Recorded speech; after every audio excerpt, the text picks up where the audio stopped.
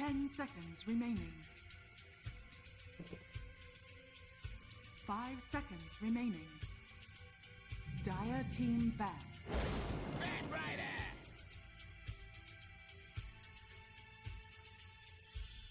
Okay, nice. Friends, we are now live on our YouTube channel. Hell yeah. 10 seconds remaining. 5 seconds remaining. Dire team back. Yeah. Oh, whoops. That's not great.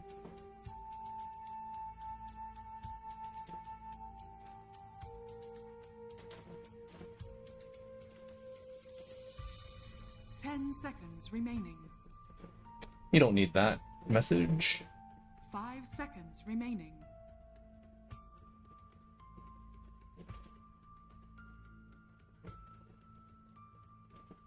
I do not check YouTube chat. Gaming Gladiators turn to ban. That's fine. That'll go back quick.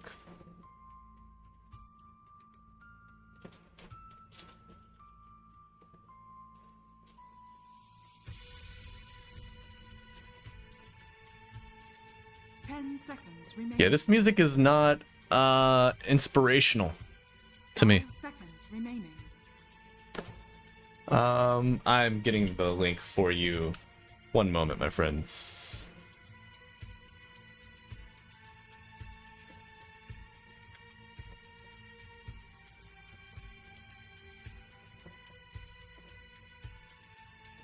That does look a little dark.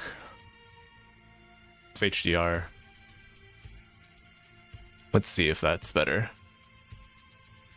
Gaming Gladiators turn to pick. Okay.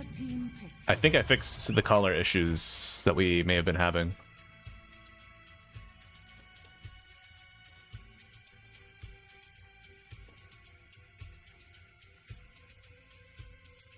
Yeah, that's what I was thinking.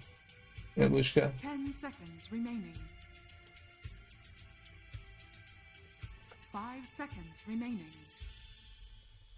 Oh, okay. Kadaro is awake. Warlock.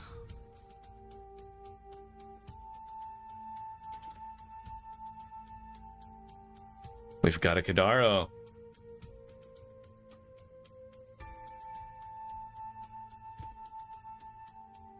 Seconds remaining.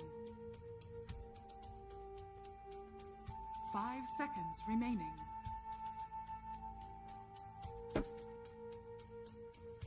SS Blitz, is that true? No AC? That with 5 to 6 computers running, because you know the coach probably has a PC too, right?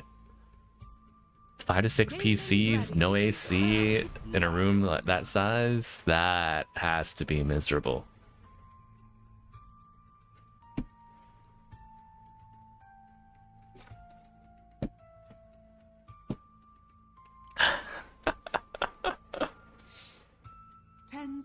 You know, when I was in Romania with Nouns, none of the teams smelled bad. I was very surprised. I mean, at that level, like, you should have some professionalism about your appearance, you know? The name of the heroes on the board currently, Gaming Gladiators, they've got Batrider, Marcy, and Enchantress. BB team have Lion, Warlock, and Monkey King. It was all left to right. 10 seconds remaining. 5 seconds remaining.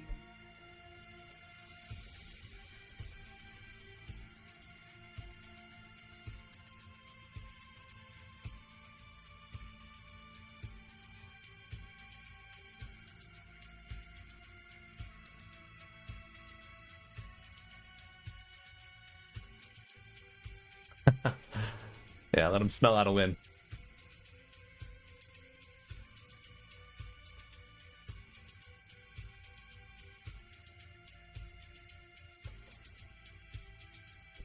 You know, any hero can work.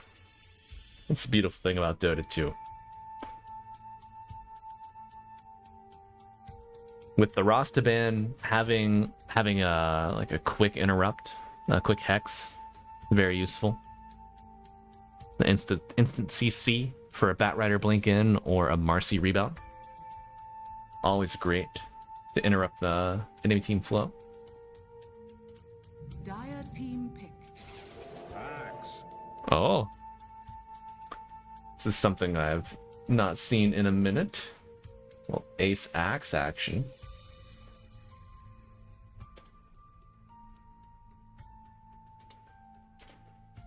Let's see when his last Axe game was. Puck was banned out in the first phase of the previous game. Let's see. Ace played Axe against Spirit at EWC and against Execration as well.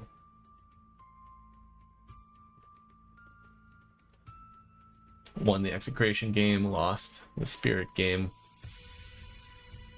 10 seconds remaining.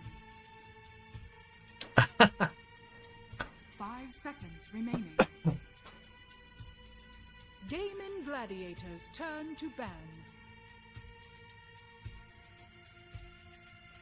What position is Lion played? Usually a support. Some people can play. You can play it mid with the other facet, but you're probably going to see a mid puck, a GPK puck coming in for sure. 10 seconds remaining. 5 seconds remaining.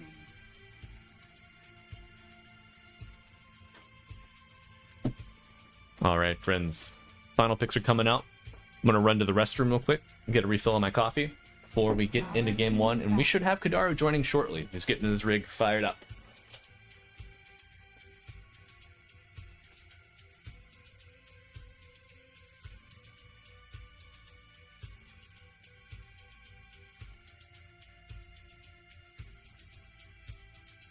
Seconds remaining. 5 seconds remaining. Dire team pick.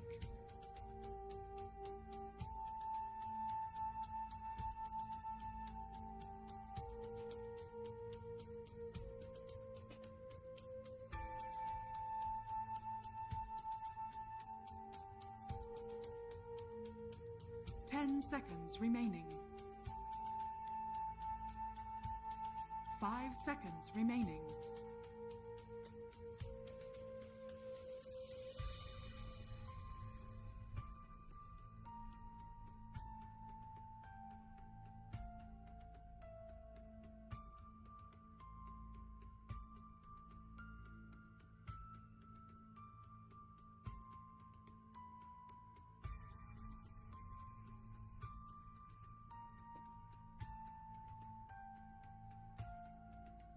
Gaming Gladiators turn to Omni Knight.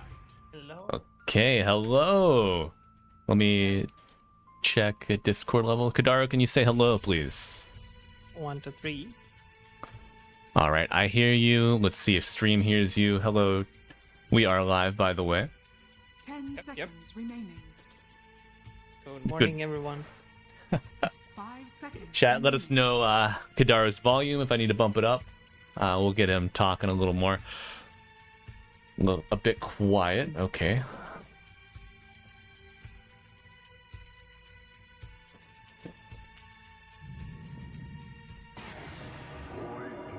Okay. Kadaru, are you seeing the live feed currently? Yes. Okay. What do you think so far of this draft? Omni Knight. Yeah, baby, we got an Omni coming in. So there is a lot of things about this draft that makes me interested. It's first of all, it's Watson's new favorite toy called Marcy's Dominator. It's like a hit or miss. He's playing very aggressive with it. He doesn't want to farm. He wants to run at enemy non-stop, and it feels like full Gaming Gladiators lineup doesn't have this like giga late type of a hero that will be there for the ultra late. It's more about just scaling from the beginning till the end. So they don't really have much of allowance to make mistakes. Okay. and BB understanding it, and they're trying to answer it with the Omni, like having some sort of early pressure on the lane versus Axe, and also like having an ability to fight back. Understood. Now, the Omni matchup into the Axe here. What are the strengths of the Omni? Is there any way that the Axe can kind of catch him off guard, or is it just a 1-to-1 counter in the lane? It's mostly the idea behind it is that you can dispel the battle hunger, of course, but more of it is that you buy multiple racers and then you just run into Axe and you try to harass him. I would say it's not one-dimensional. It's not like just Omni Knight counters. It's more about them both trying to play their own game, where Omni Knight is untouchable, and Axe wants to keep on playing for scaling, get the stacks, get behind the tower, all of that. Gotcha. And taking a look here at the... bring up map 2. All right. So, folks, game 2 of Gaming Gladiators versus BB Team. We are joined by Godaro. And you got myself Malibu Jesus bringing you the action here. First series of the day. It's nice and late here, nice and early over there. Okay, so Godaro now taking a chance to look through the full draft. We've got a Marcy safe lane. Who is our 5? We got Maladich on the 5 Enchantress. Ace on the Axe, Tofu on the 4 Bat. First pick Bat, by the way, and Quinn on the Void Spirit mid. Going all in on the early game here, you said. Oh, I'm gonna use the spouse to connect to the client fit. Sure. Take your time. I'll keep battling a little bit. Looking over on the BB team for the Dire draft. Monkey King. Who is playing this Monkey King? This is Pure on the 1 Monkey. Yeah. GPK on the mid Puck. Miero on the offlane Omni. Save on the 4 Lion. And of course Warlock, played by Kataomi in the safe lane.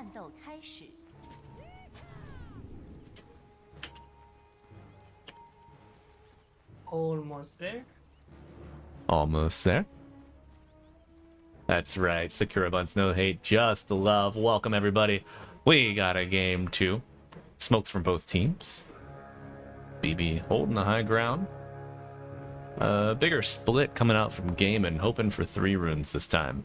We have a 2-2 division in round 1. Oh, double Earth Spike onto Quinn. Gets the shield, and the Wisps are healing. I don't know if they're overprotective, though.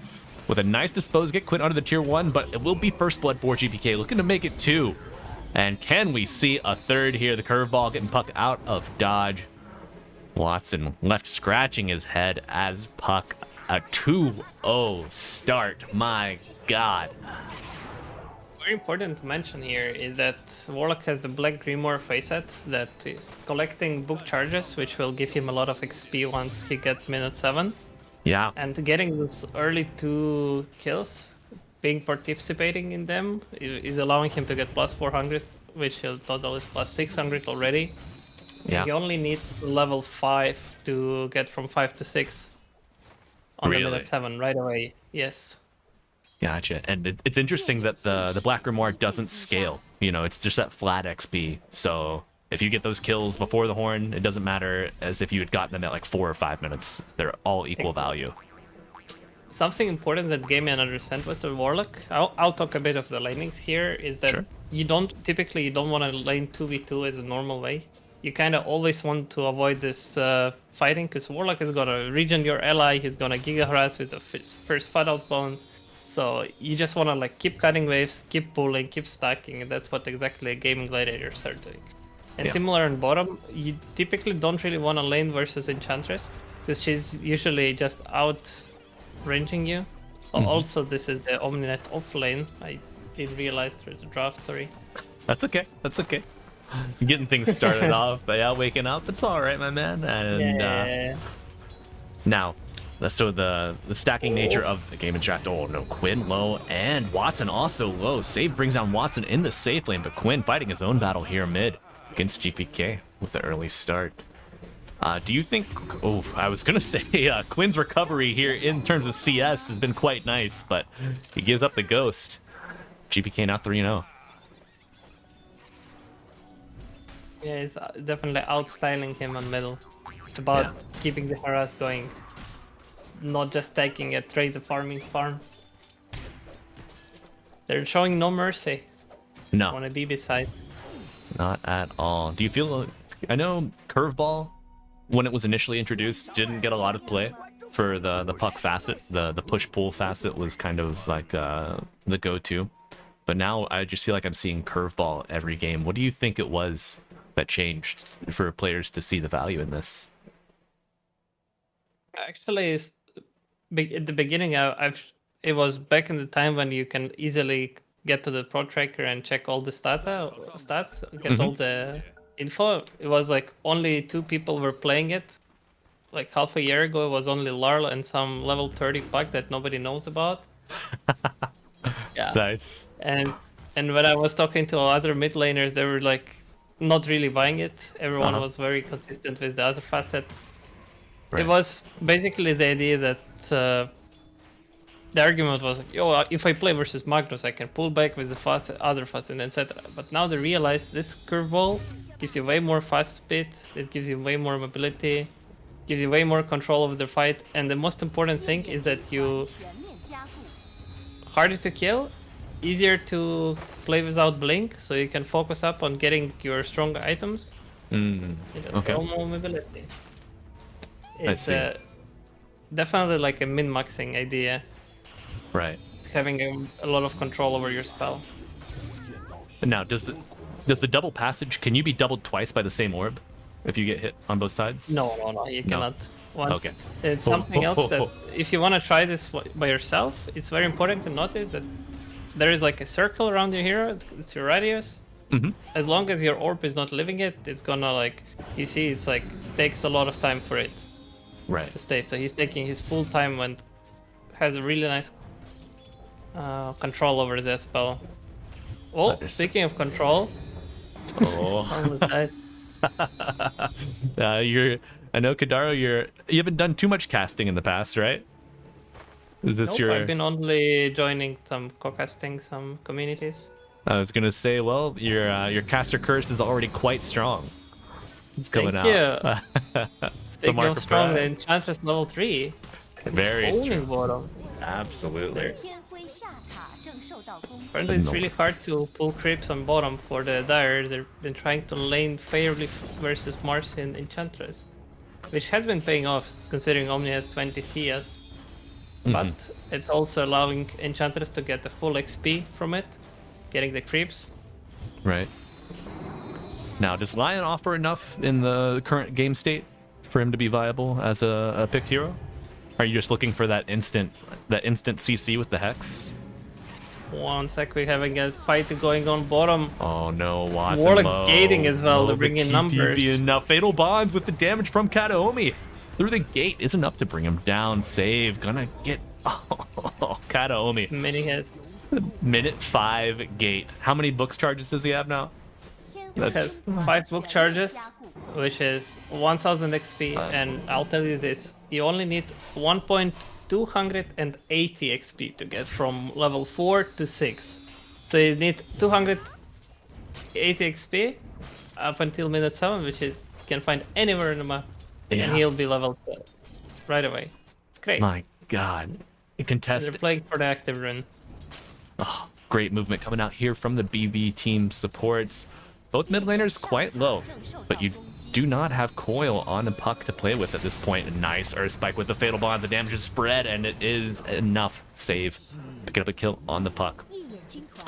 Now Kadaro, another... Now he has enough XP to get level 6 right away in minute 7. And this advantage is with plus the active rune that which they secured. Oh my god, it's also a region. They can now consider playing to the enemy wisdom rune. Just bring the numbers there. Supports are not ready to fight. This Bedrider has no game at all. Looks like really outmaneuvering on the map. Right. So if they... Actually trying to cut wave, but Monkey King is stopping him. If they go for your wisdom, do you just try to snipe theirs? Are you mode dodge, or do you just commit all heroes to this? I like the idea of trying to force them to play on bottom. Okay. Like for example, right now they're committing to kill this line. It didn't work.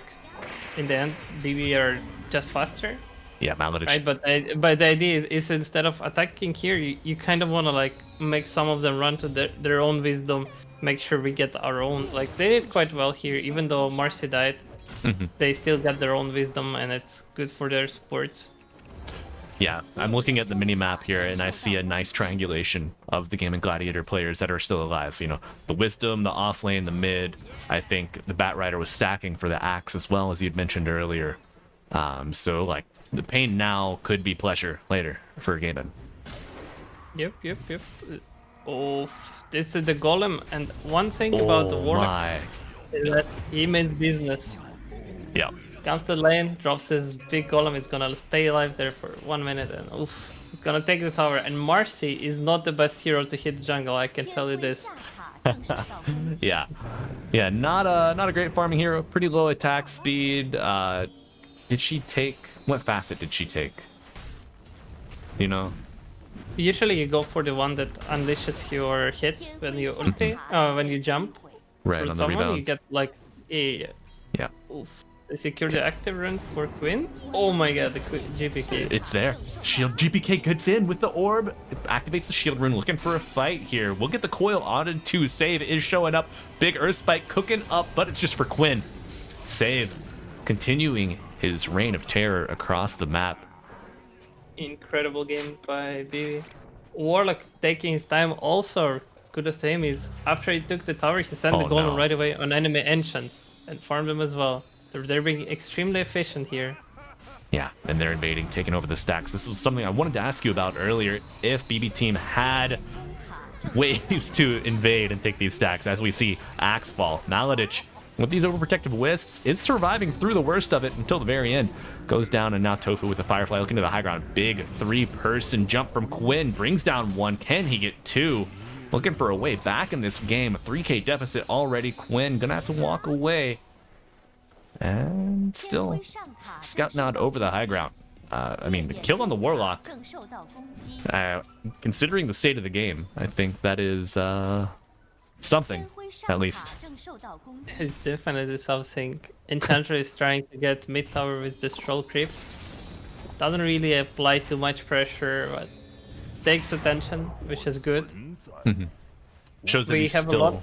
We have been only farming with Axe so far, not joining the game at all. No, does Miero have any threat here? Gonna go with the repel, TP out. We'll be fine. Space for gaming. Nice ward from maybe around mid tower.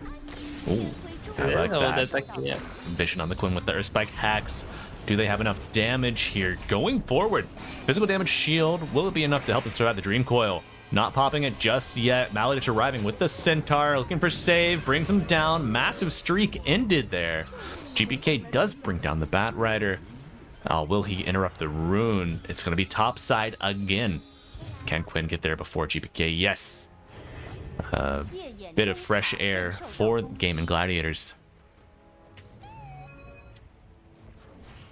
Alright, this is another siege creep waves. Omni Knight is back to bottom without the TP now. Marcy is pinging to attack him. Watson means to kill him, and maybe they can do it. But on the other side, BB are already attacking top, sending the golem right away. Making great use of that cooldown, getting it off cooldown immediately. Axe low and brought down with the Boundless. Oh no. That's a footer. Start hitting top tower. Yeah. Yeah, And since White Spirit doesn't really have an active run here, I mean, it was only Invis. He cannot really help stopping this. No, he's still parked Interesting mid. that Monkey King did the build without passive versus Axe Betrayer. And it's not something you see in common versus melee offlane. Are they Only just now looking he's for the doing it. burst, perhaps? I was pretty much just farming, Yeah. leveling up Q and W and making sure he farms no. fully. Marcy's deep it.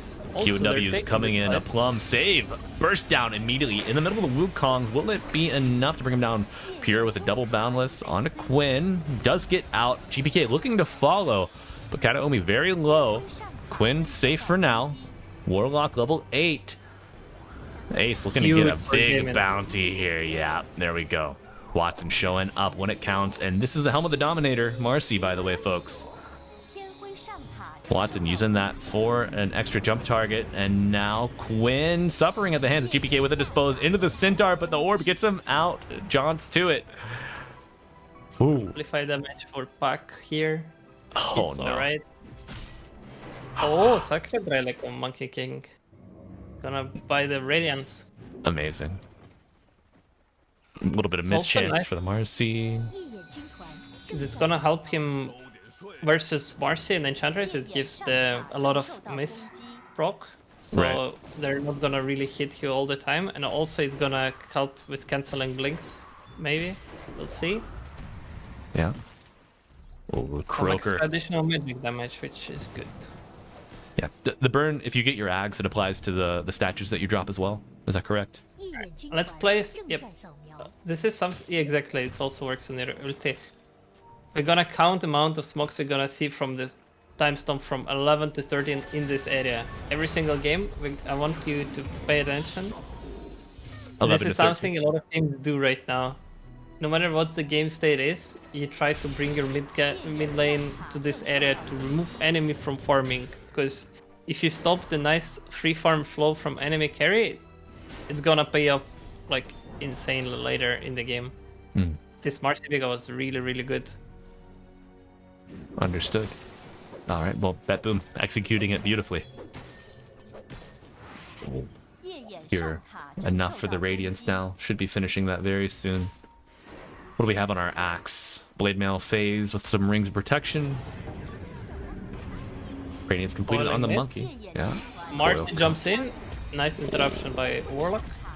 does come out finally. Hex onto the Marcy. GPK going for a road back in. Miero joining the fray, disposed, but Puck does get the kill. Looking for a +1. Third golem Marcy of the does game. Save it after death. Will help his mid laner. Has to see it again in the base, and now you won't have a TP. It's gonna be somewhat walk of shame from the base to the lane. Yeah. Big walk of shame really- going out. It's really good that Watson is trying to help his ally. He's trying to. He understands that he doesn't want to just farm. He wants to get some action going. It's just BB showing really nice composure and the discipline in here. Yeah. Their approaches really are being unified. Maladich surviving for a long time. Solar Crest already finished on the pause 5 Enchantress. Maybe a glimmer of hope for Gaiman. And I have a lot of magic damage also on the dire side, so Solar is nice, but it's not enough for like really finishing up. Something that he did off camera is that top tower fell and the mid tower as well, so it's pretty good by Enchantress. Now you kind of want to start splitting towards this area. You want to break the composure from BB. You want to make sure they're stop bringing numbers, so you get some openings. okay. What? And Trying to get a skill on bottom. can he do it? Phase Dominator into the armlet next. Is Might. this usually the third item you pick up on the Marcy with this style of play?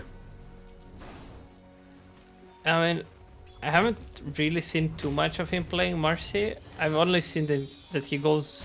Usually, the build is that you go Dominator into BKB.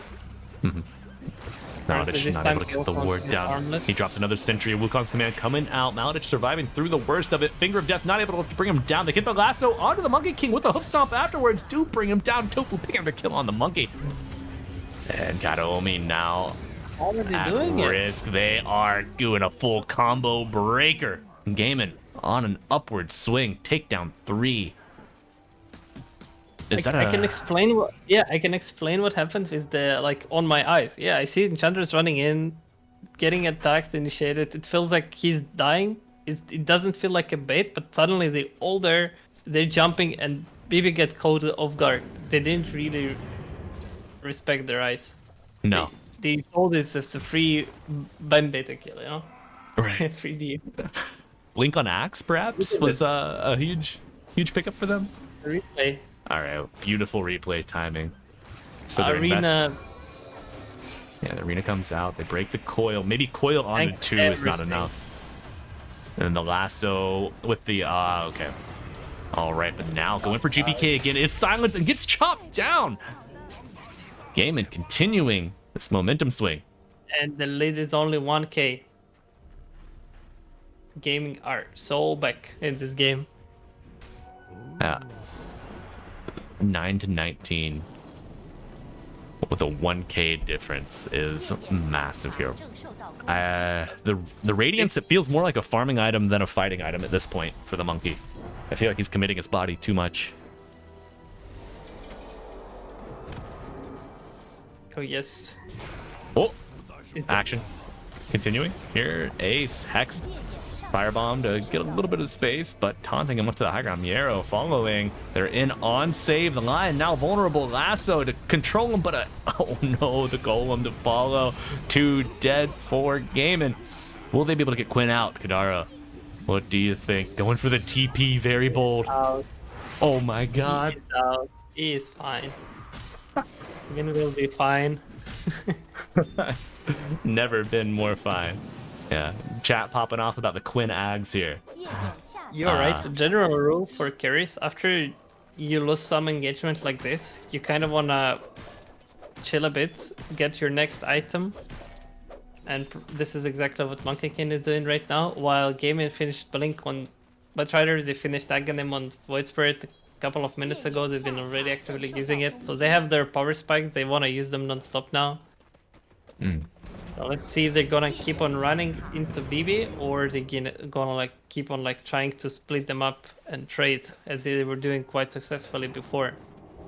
Active rune for Quinn is a significant. Oh, massive pickup here for Quinn. Void Spirit, certainly a hero starved for mana. Loves that arcane rune.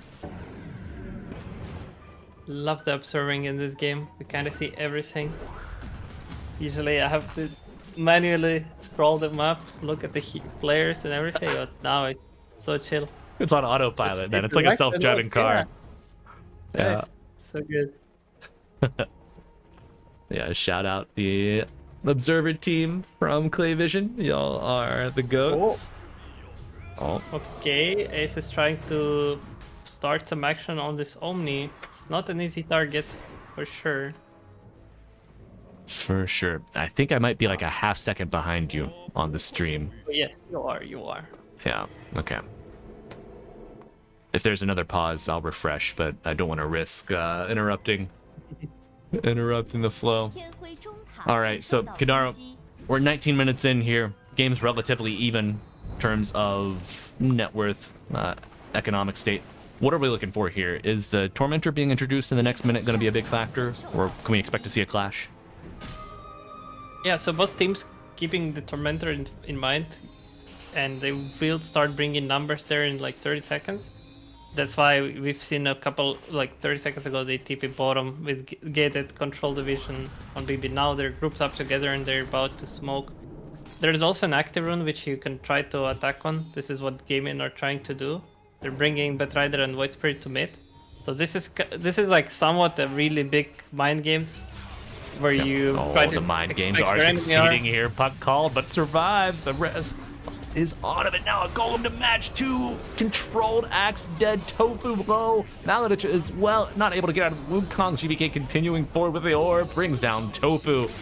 And the mind games are playing out right in front of us. Stunned on top of the tree from the rebound. Will it be enough to get him out? Answer looking to be no. Watson getting pummeled by the Monkey King. Does not survive the encounter. You gotta ask yourself, where was Quinn? Yeah, Quinn and Batrider were on bottom. They were not connecting in time. Or maybe Ace rushed it a bit too much. He felt like, no way, Puck is alone. It's interesting that BB don't really have much of auras on their heroes. So you cannot just click on the creeps and like see if there's people behind them, you know? Like there is no arcane bots on their team, for example, that were... Right, the Basilian. Yeah. Yeah. I mean, Warlock had them, but maybe he wasn't there close. So they felt like this pack is alone. Before you jump on Axe, you should always like just click on the hero to make sure this Pro is not tip. a bait. Yeah, pro tip of the day, folks. Check your enemy's auras. Alright, he finishing BKB, even though some of the game wasn't going well, he end up getting all his timings. Yeah, 21-minute Blink Blade Mail BKB. Not a bad show in here for Ace, especially after he'd lost 1 or 2 massive stacks to BB Team. Alright, so what is our fight condition here for gaming? Who do we want to jump? What are you saying? I mean, I feel like the supports do so much. The Warlock pre-Golem, pre-Bonds, the Lion pre-everything, you know? Would it be enough to kind of... Yeah, it sounds interesting, sounds cool. It just feels like everyone on the BB team is doing a lot. Maybe all Omni are is valuable. Yeah. Okay, well, we're gonna see if Quinn can survive the onslaught from BB team. The answer is no. 3 contributing. Yeah, the control. They're going to rush right away. Yeah. Yeah, There's immediate a dealer movement. himself, but they don't see it, so perhaps gonna be a free Roshan. Let's see. You never say never. I enjoy Miero walking from the very top side of the map, not stopping at a single camp on the way, just listening to the comms that you have to imagine going on right now, saying, Roshan now, come on, come on. Ace. Flame break fishing. There's top here. Ace looking for the call of his life. Can he get it? Jumping the Warlock. A nice spread here. Yep. Lasso on the Warlock, Mr. pulling him Reed. back with that respect to match. Ace with the BKB gets the call on the puck and the chop to match. Kataomi gonna be next, but he does get the Golem off, looking for a retreat onto the low ground. Teleporting out. Miero is covered by the Boundless Strike. Gaming Gladiators looking for the next arena in which to fight. And that just might be Roshan's pit. Gonna bring down the Golem as well. Yep. Oh, Ace haters. Perfect aggro from him. It was somewhat a bait from BB is trying to like position Warlock next to the Omni, so if Omni gets if anyone gets last out, he's gonna save it immediately. Wasn't enough. Was not enough. And we are... We're gonna teach Twitch chat about metaphors. Someone in chat said, arena? No, there is no Mars. Gladiators were known to fight in arenas. So a location where these gaming gladiators might fight could be referenced as an arena. There you go. I'm pretty sure the chatter was calling about the Monkey Kingdom, but Yeah. you definitely did high IQ play right there. That's right, that's right. Oh, but Gadaro, For making up my morning brain. yeah, you're like, wait, I haven't even had coffee yet. I don't want to think about like grade 12 English. What the hell? Oh wait, there is arena. Oh, yeah, coming out from Pure. Quinn is Hex, has Nice. the Age of Will, gets saved, taunted, thrown to the other side of the Wukong's command. But Quinn, ever persistent, still on this Everyone line. is trying to Another get here force stab. as possible. Yeah, everyone's collapsing. Hex again on Quinn. Will it be enough? Double coil, 1 breaks, 2 breaks. And the Batrider very low. Tofu gets to the high ground, dies. Quinn dies as well. Gaming Gladiators wishing they could bring back the dice that were cast, but now seems like this one is going to get away from them. They lose 3 and the Aegis. BB team just functioning on another level. Nobody is playing for farm in this game. I love it. There've been so much kills during the 25 minutes. So much action. So much fighting. So much energy from both teams. It's really good. Yeah. Is You mentioned... double radiant in this one. Omni also has one. Huh. Actually. Do Hey, you we're saying? find the double investment in that Radiance? Is it too redundant or is it okay? Like, are you going to be in different areas of these fights? The thing is, you can disassemble the Radiants eventually after a minute 35 or something when supports are gonna have a lot of Ghost Scepters. Yeah, something like that. You just one of them will get a nullifier, another one would keep it, and it will be giga fine. But for now, you keep it as a farming tool on both heroes. I feel like Omni Knight doesn't really have too much items that he can buy to farm well. Radiance is just one of them. Right.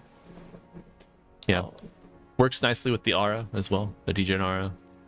Or the damage over time building up as long as they're in your degen aura. yes. It was small. Very small factor. But, you know. We need something to scrutinize during the downtime. No, of course.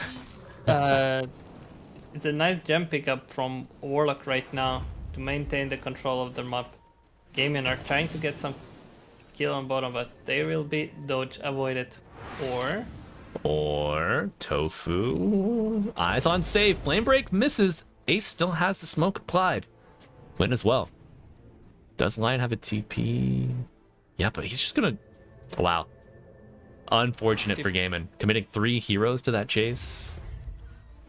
So now since they get some info from where gaming are, they're gonna use the smoke and try to find Watson maybe. Try to get some interesting angle and bring all the heroes to there. And with the surprise initiation, will they get it? Yes. I think they might just get it. Yep, Blink Hex on the Watson here. And no chance to get that BKB off. Golem pump faked. GPK gets a kill. Oh. This ward that they placed actually, this is what allowed them to have the instant initiation on Watson.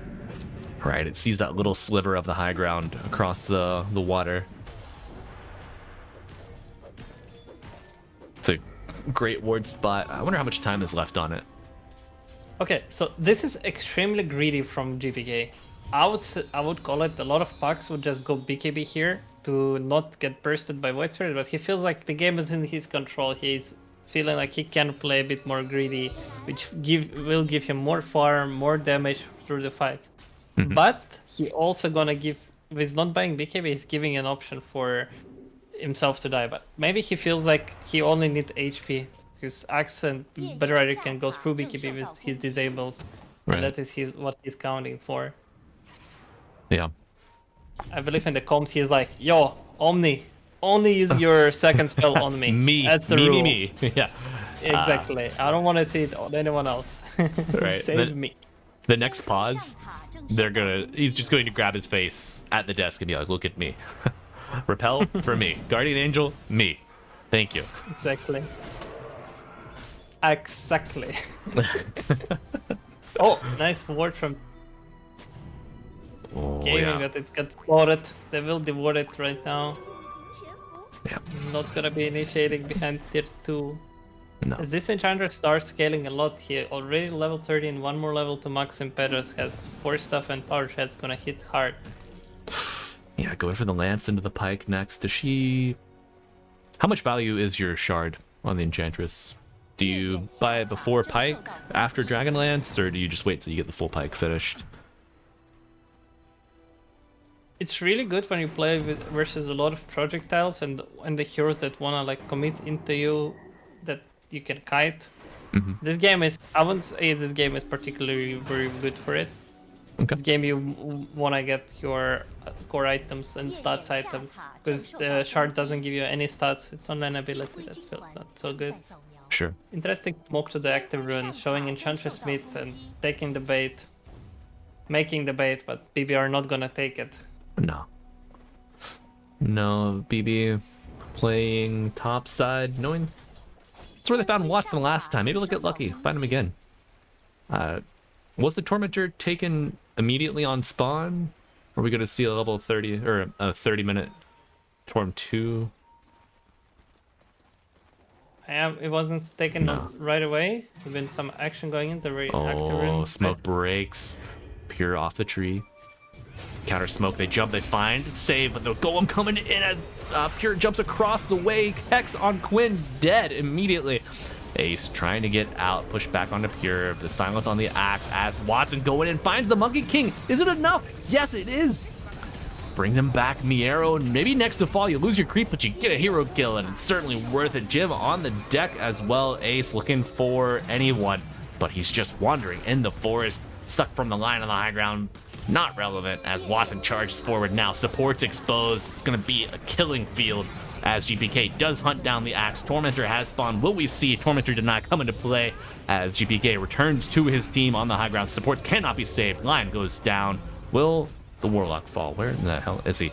There he is, going down the ramp. Tofu has his sights set on a Maladich, turning into the 4th core. Will Marcy fall? Yeah, GPK. How do you contain this, man? You said no BKB, but I see no problem. Definitely bringing a lot back. Strikes in these long fights, dealing infinite amount of damage. This hero is every single pop people complain. If it's first pick, if it's second stage pick, if it's the last pick. This hero, we honestly on a high MMR, we just hated to play versus. We so strong.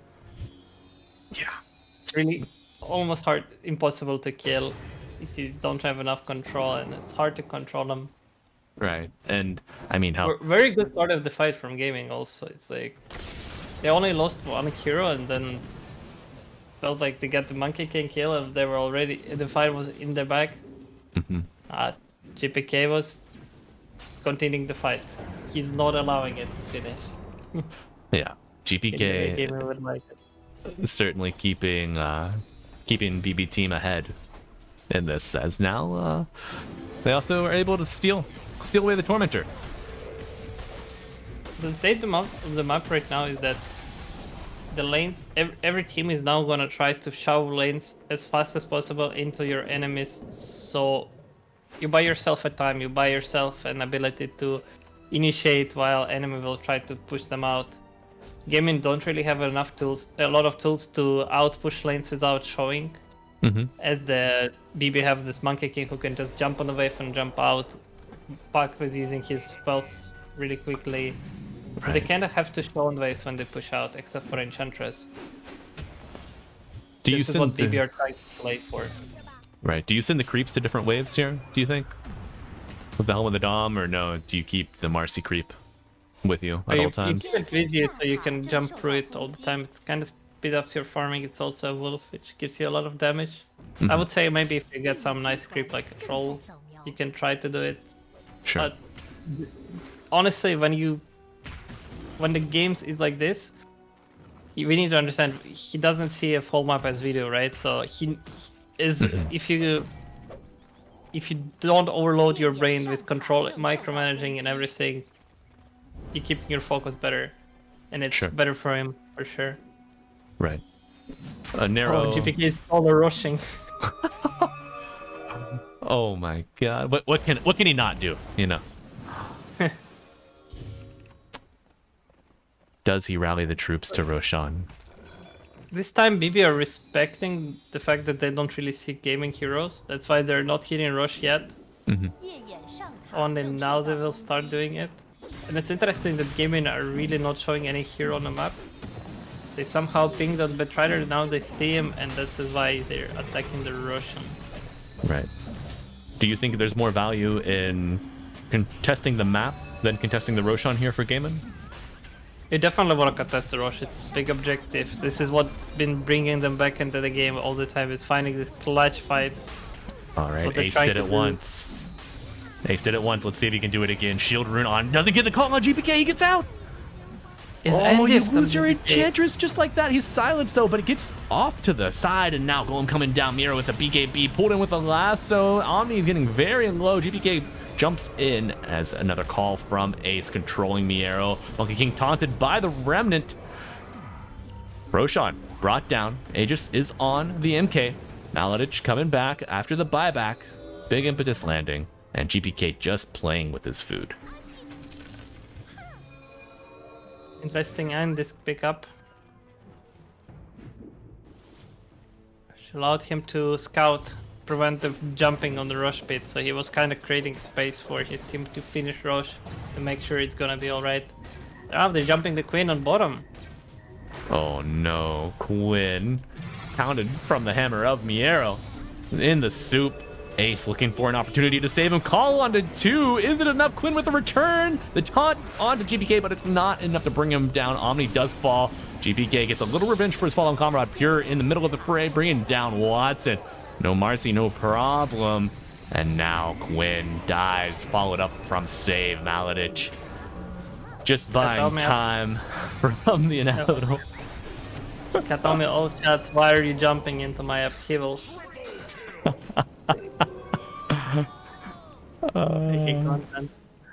Yeah. Alright, so something to feel... Definitely doesn't feel good, as you were trying to save Void Spirit and he ended up dying anyways and you end up losing 3 heroes on top of it. Oof.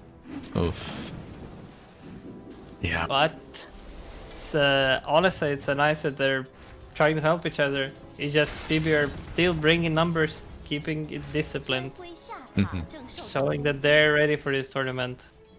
Yeah, the spread vision from BB, north and south of the Roshan pit, kind of allows them to see the game and approach in that fight as well. So I feel like they're kind of able to gauge it, see how many resources they need to commit at any given time.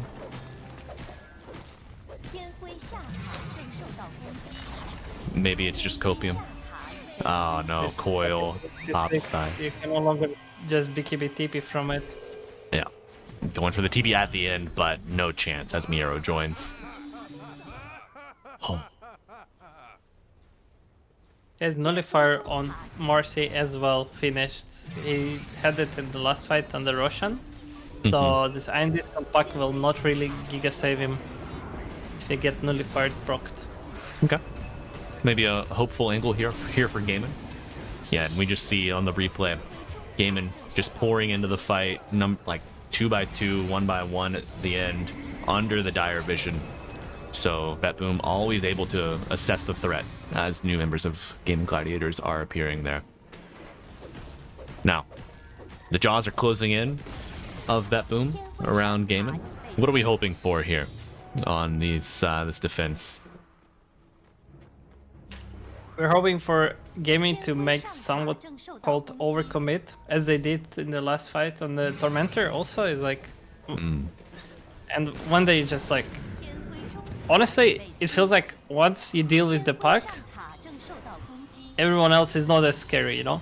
The Monkey King, as much as items as he has, doesn't feel yet as the extreme unit to deal with. Oh, they're going to deal with this Bat Rider on the high ground. Golem coming in as Pure looks to finish him off. Does do the job. Quinn is stunned. Right, Armor so from the this town. arena is already used, coil used. It could be an opening for Gaiman. Now Armor. Enchantress is going to start hitting this Monkey King. Make him run. Arena covering 2 areas there of the waves, yeah. Maladich doing a great job pushing Monkey King out of the base. Looking for a golem kill as well. Alright. Okay, no arena. Do you do it again? Wukong's not available as they go. They commit onto Watson. Buyback from the Bat Rider on top of save. Ace has to walk back to the high ground. Nullified on the Monkey King. Pulled in with the lasso. Has the Aegis still. Will it be enough to get him down from the first life? Yes, Maladich on the back line trying to split up the fight. Miero walking forward, trying to get in range of his carry. Will it be enough? Coil saving Axe, or keeping Axe in place as Pure unleashing a volley onto Watson. BKB used. Axe is dead. And now Maladich joins his comrade in the grave. Pure able to escape along the tree line unscathed as a tier 3 falls, losing only save on the Lion. The Rex is defended, which is okay for Gavin in the end. It's something that was having going on off camera there, off attention. I was like, because there is a lot of things happening. Is that the Chatras were killed, Oh, no. finished up the Lion. It's good for them, as Lion will not be able to bring mana back for his teammate. Or look at this. Oh, I'm looking and I'm seeing a lot. That's a dieback on your Bat Rider. Poor Tofu. Barracks were saved. Level 15 talent is giving attack speed to all the allies that are in your upheaval. And it's doing a lot. Allowing Oh it to my get- yeah, god. yeah, plus 70 attack speed from it. Yeah. Pretty good. Pretty good. Take 2 sides while Axe is still dead. Or look at this. A third side, no? He's Puck just going swaying. How do Gaiman answer here? The smoke used on Ace.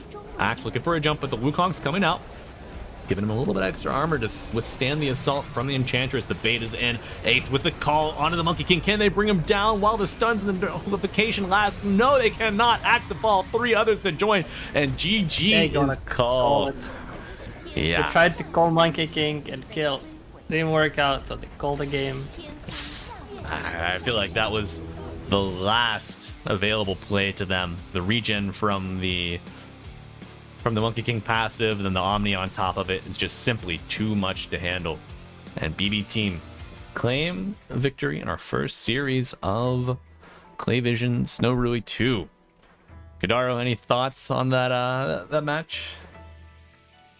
Of course, that honestly, it's very important for gaming to understand that it wasn't about like them playing very bad. It was about BB showing more composure, being faster, playing faster, and all of that. You know, it's not like gaming did a lot of things wrong.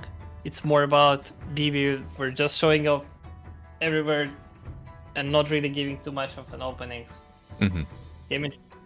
So yeah, I would say I want to go on a small break and now set up my own stream as well, just in case. Sure.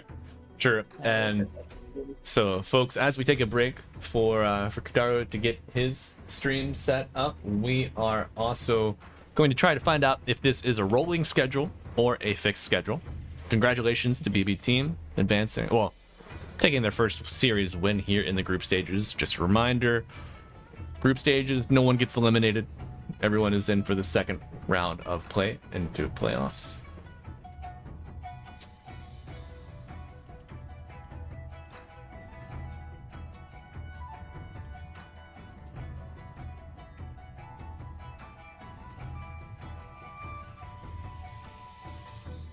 All right.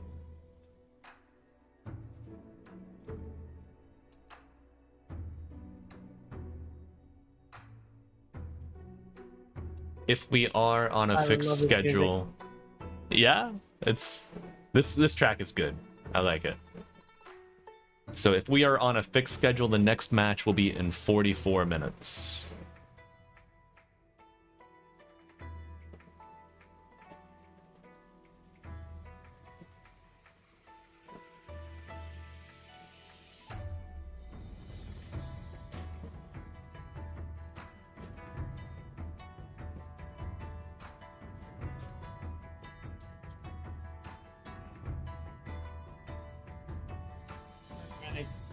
Are the links for web cameras are the same? The link, it may have changed. And we are on a rolling schedule. Okay. Nice, thank you. Just found out. You said it right in time before the music ends. It changed. That's cool. Alright, give me the link for the web cameras and I'll be ready to go. Okay. Okay. And I think we have a 10-minute don't break. forget to refresh. Yeah. Now, what is...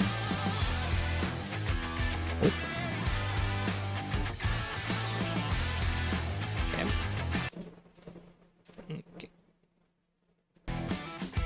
Okay, I refreshed. Cool. Now give me your personal and mine web cameras, please, so I can add them in with OBS.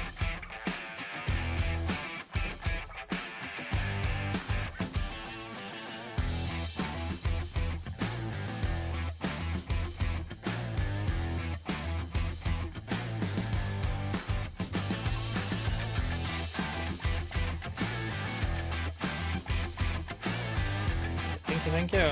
Of course. All right. Now.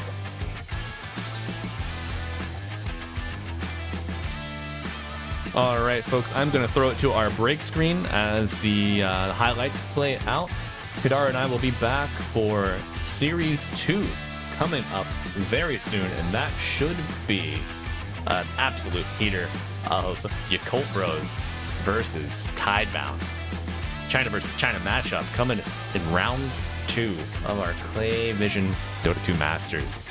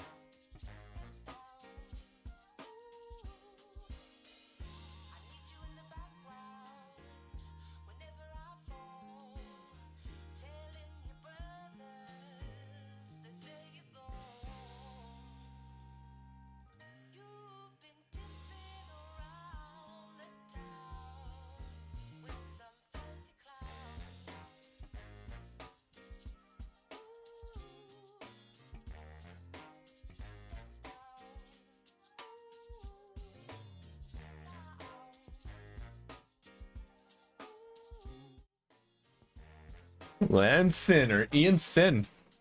Thank you for the sub, my friend.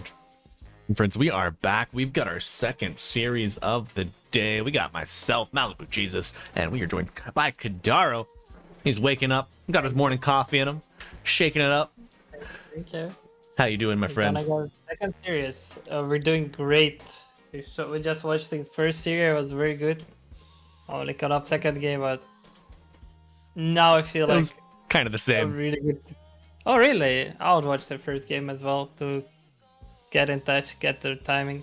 Now we're gonna watch the new game for Marcy versus Nature's Prophet.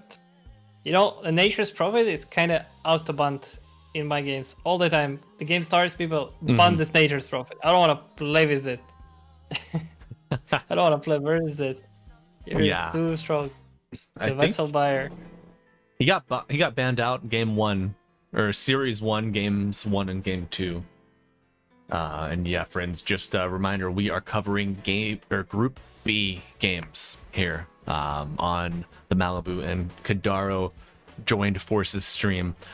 Group A games will be covered over with B-Cop and Rojo Fire Flu over on the Group A. On the B-Cop stream. On the B-Cop stream, that is right, my friend. What do you think about these rooms? It looks like they've got some blinds and some curtains up now to block the sunlight. Someone said there was one fan and no AC. Really? Usually they provide everything you need. I believe it's about just contacting the management and the admins and everything, and they'll bring you fans. They'll bring you everything you need. Right. Looks pretty comfortable. Looks pretty cozy in here. Doesn't feel like very uncomfortable to play in there. Right. Good lighting. It's not a dungeon. You know. Of course. All right. So let's focus on the draft a little bit. All right. Whoa. A silencer pick. Something, a hero I've not seen in a minute. And so, yes, they are definitely on meta with the Yakult brothers. This is something they picked up from Team Spirit, the silencer. Let's see if he's gonna play it similar way. And why I'm saying in the meta, you can see they banned this pack that was really strong last game. They banned the Primal Beast that is showing up a lot. They banned the Axe. A lot of really on point bans. A lot of preparation in this series. Both teams are showing up. And Marcy is the flex. That's how it was first picked, first staged. Mm-hmm. Marcy, decent answer. Lets you get on top of the natures, you know, even through the sprout. Yeah. It's gonna be 16-17 for Tidebound. And now they will have to pick either mid and offlane to keep the Marcy flex going, or they'll have to pick another support, which will finish the flex on Marcy, unless they play it on the other roles rather than carry. We'll see about it. And on the Yakult brothers, there's Nature's Prophet and the Undying. Both are keeping it open. Undying can go offlane, Undying can go +5. Furion can go carry, Nature's Prophet can go support. But maybe, +4. So we'll see. Radiant team pick. They are committing to pick mid lane right here with this Ember pickup into Silencer, which is, I wouldn't say giga comfortable to play, but it's definitely playable. You just need to get some nice dispels and the Darkseer to finish this synergy between those heroes. Now they have a nice way to run into enemies with Iron Shield, with auras from Darkseer, and breaking these fights. Get some Greaves, get some Lotus and Darkseer, and you will be fine. Versus Silencer, you'll completely annihilate his damage. As well as if you buy Pipe, which Yakult Brother has a lot of magic damage right now. Yep. They need to get some hybrid damage, some pure damage, some physical damage, something that will extend up. Maybe Furion carry is the way. You think Furion carry a Pengalier mid, perhaps? Maybe. You know, in our team, I would just call for the Underlord. I would say, yo, go counter this Darkseer lane. Let's get some extra control of their map. And they doing the Storm Spirit, countering this Ember Spirit on middle instead. All right. It's nice synergy with the silencer also. Yeah. Global pre-zip into an easy vortex, and then I mean, hell, the Storm Spirit may as well be the Nature's Prophet in terms of reach. You know, you get a lot of available options on how to get in and out of these fights. Laundry ban, signifying that they know something that Tidebound had been 10 practicing seconds in remaining. before. Haven't seen it here in a while. They're holding. Yeah, Colt is holding his papers. Yeah, he's I've smiling heard that too. yeah, I was reading some interviews about their team. I was wondering, and all of them mentioned whenever they mention Yakult, they mentioned he's like a big brother with a big smile in their team, bringing a lot of joy to their brotherhood. That's what you need, So you know. Yeah, it's basically a cool brothers. Very cool, very cool. He's the being manager and the coach and everyone in the team. Very cool. It is a best of 3. Yes. Ivan, Ursa and Sven, they're being very high-picked heroes versus Darkseer. 5 seconds remaining. Is there also a Troll Warlord that you can pick into Darkseer with an idea to buy Aghanim Scepter? But it can go both ways. Ooh. And Dire team Band Morphling. Are they going Gyro? That's the or Lifestealer? Because this Morphling band is usually signaling one of those two. Do you think? What about a TB? I like both of them. Ooh, TV. I'd say it's interesting, but maybe Dark Series could be a problem as well as the true. Shaman with the chicken fingers can kill your illusions quite 5 fast. seconds remaining. Yeah. It's like so there is a lot of ways to deal with TB illusions. They are considering keeping this natures on carry or picking a new carry. This is what they're thinking of right now. As keeping the natures on post 4 will definitely make their offlane a bit less strong. But will give them a harder carry to carry the game. As well as if they go post, well, if they keep the Furion carry now, they will be able to upgrade their offlane lane with Undying +1. Right. Then you're certain this is would be an Undying offlane, you think? Yes. I mean, unless it's Furion, if it's a carry Furion, you can keep the. Oh yes, of course. If it's carry Furion, you can get the Undying post 4, or post 5. Team pick. That will be quite wild for them. So yeah, this Undying is offlane, Nature's Prophet post 4, tiny carry, and yeah. Interesting. I see it. I just see the tiny walking across the 10 map. seconds Ah! remaining. No, yeah, if this is... Yeah, it's tiny 5 carry. seconds Yeah. remaining. Yeah, you can technically keep surprise your opponents. If Tidebound will cook some really strong answer to the tiny, they might change something. But it's a decent pick. He is gonna have somewhat free farm in the lane. He is Medusa. providing Select your heroes. burst damage with the silencer and the storm. Gonna help them take out the objectives. Medusa is good. Alright, from my perspective, Tidebound has somewhat a bit faster tempo in this game, even though they have Medusa to scale into late. This Ember Spirit Darkseer is strong for them. It's just about momentum, you know? It's just about this early 6 minutes rune, 8 minute rune, all of that. How are they gonna play it out? As well as what the Yakult brothers are gonna bring, because they also mean business. They also have Tombstone, they also have Nature's Prophet with early TPs. A lot of fights I expect in this game, and a lot of discipline, a lot of composure. I'm gonna switch this in now. Alright, let's see if discipline and composure will be enough to get them through it. Do you think either of these teams have the same amount of composure that we saw from Betboom in Series 1?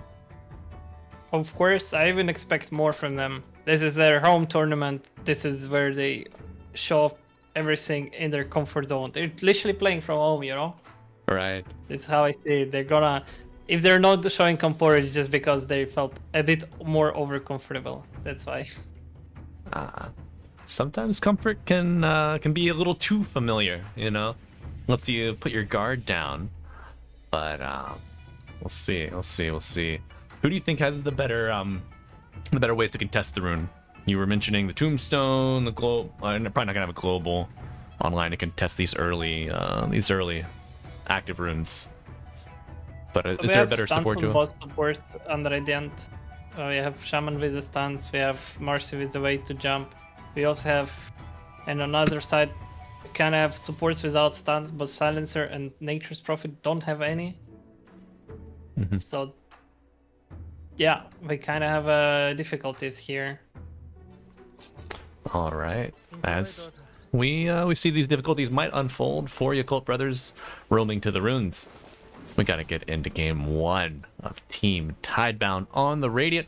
Yakult Brothers on the Dire. You've got Kadaro on the mic with me, Malibu Jesus, today bringing you the second series of Group B for the Clavision Dota 2 Masters. Looks like it's hosted by Dota Pit. Look at that, man. That's what a storied name in Dota tournament history. Yeah. Alright, look at this. Yeah, smoking to their enemy's bounty. Getting a nice angle on the Tidebound. Silencer revealed, Mars revealed. Both teams are backing off a bit. Getting some info. Don't want to get into troubles right yet. Medusa is gonna secure bottom runes for free, as well as his teammates are gonna secure 1 rune on top. Meaning the Radiant would get 3 runes in this. 3 runes to start it off. Bach eating a couple right clicks from Fly here. Nice sprout, putting planet in the middle of it, but dual melee off lane, able to get out with no problem. So something that Yakult did very nice here is that because they started the 3, they did not allow to block creeps behind tower, so the lane will stay very statically on the top, which is a big thing for the Silencer, as he doesn't want enemies to have a lane control. He wants the lane kind of stay in the same place so he can provide more and more harass on his opponents.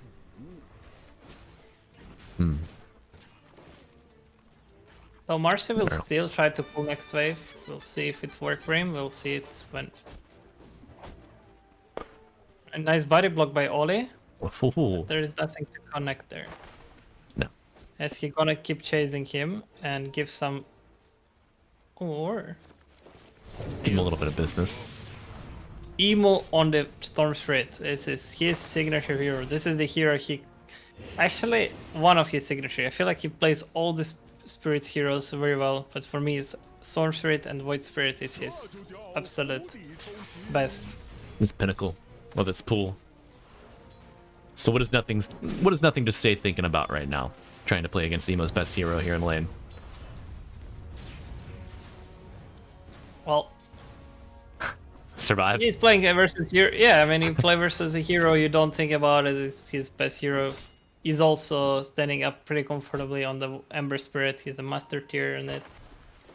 So it's about just. Yeah, it's about just a bit surviving, dodging some remnants with your Sleight of Fist, and trying to get your XP as fast as possible, because this game can snowball really, really fast. Oh, big the moment kill. Nature's Prophet is gonna get his level 2, he can start tipping on the side lanes, he can start tipping on mid, controlling active runes and water runes. So, as we can see, it's already happening. He's tipping top. It is. Is he in it? Yes. Deep in it. Has the sprout, but doesn't get planted, and it knows that he can bite through one way. So instead he puts him on the outside of the sprout. Still receive the damage. And you gotta walk around. Nice little morning start of the game. Yes. Both teams. Oh, he gated back bottom, and why is meeting him here with the planet gating as well? No, the during game. the first blood. Yeah. Tidebound Ubering around the map here is nothing to say. Wishes he had a ride home. Bottle charges, though, available to the Ember. This is where you could have stepped it as well on the Nature's Prophet to try to help mid. But it's fine. Yeah. Maybe saving it for the water rune at 4. Medusa is a nice hero versus Undying in the lane in terms of that DK is not really... You don't really care about DK that much early on. Right. You're just getting wand charges, honestly. Oh, Oh! Nothing to say. Survives through it, but Tiny does go down to the Darkseer level 3 Marcy on Doom. Darkseer. It's a lot of damage now from Iron Shields, as well as a lot of play there. Right. Active And runes. Marcy is running to help middle. So nice thing to say has to go bottom. Oh, as well Why? as Shaman. Yeah. This is a big discipline play from Tidebound in here. oh, the beautiful slight into the chains. Why able to get on the bottom side? Gets the lash. The water rune does get picked up by Baboka. Nice dispose on top of the Storm Spirit. Goes down. Nothing to say. Able to walk away on top of that exchange.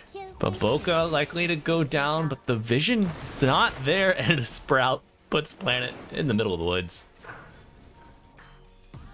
All right. Good play from... So, during this exchange, do Tidebound get enough out of the mid lane to leave their off lanes open, their side lanes open? For sure, Medusa and Darkseer really like having this extra solo XP where they're not threatened. And this is the weakness of the Nature's Prophet support, as I said, that you kind of sacrifice your own lane a bit to make some action on other lanes. So far, they're not being pinged off really well. And the Darkseer is not an easy target to gank as well. Nice rotation from Oli, gonna secure the kill on the Ember Spirit. Oh, it's an early +1 for the Silencer, and Planet shows up just a little late. Also +1 for Storm Spirit, and he's True. galvanized, Yeah. or whatever it's called.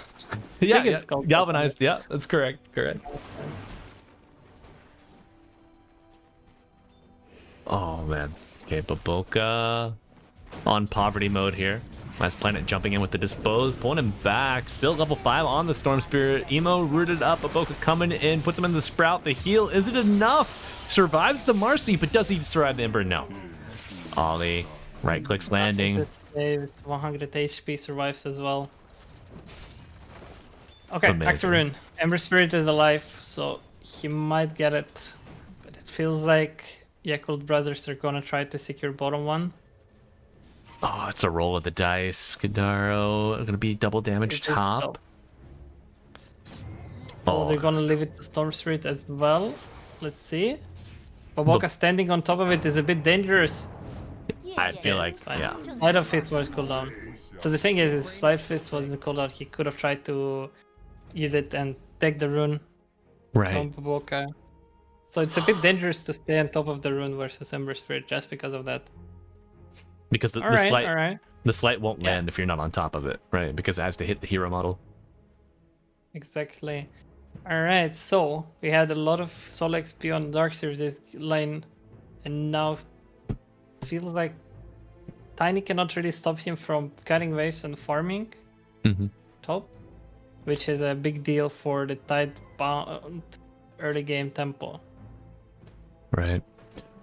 Nice ward for him around middle. All three of them, you can see the triangle of vision.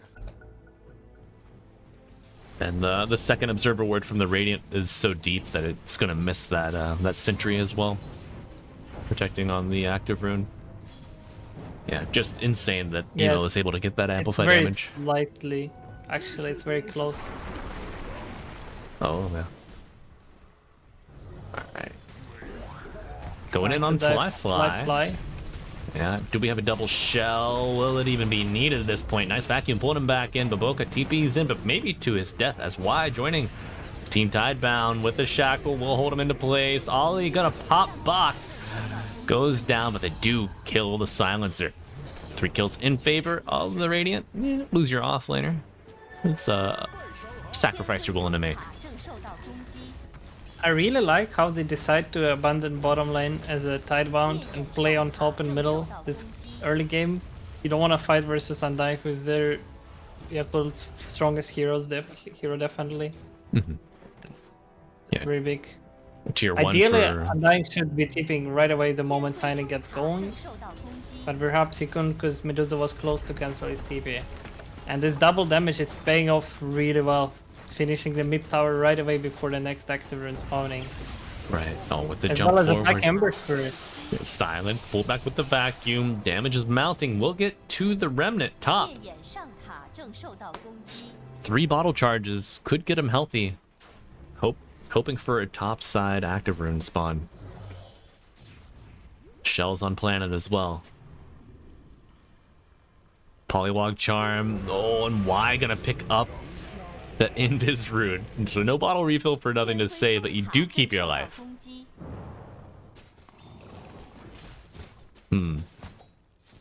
Seems like both teams are playing a game of chicken there.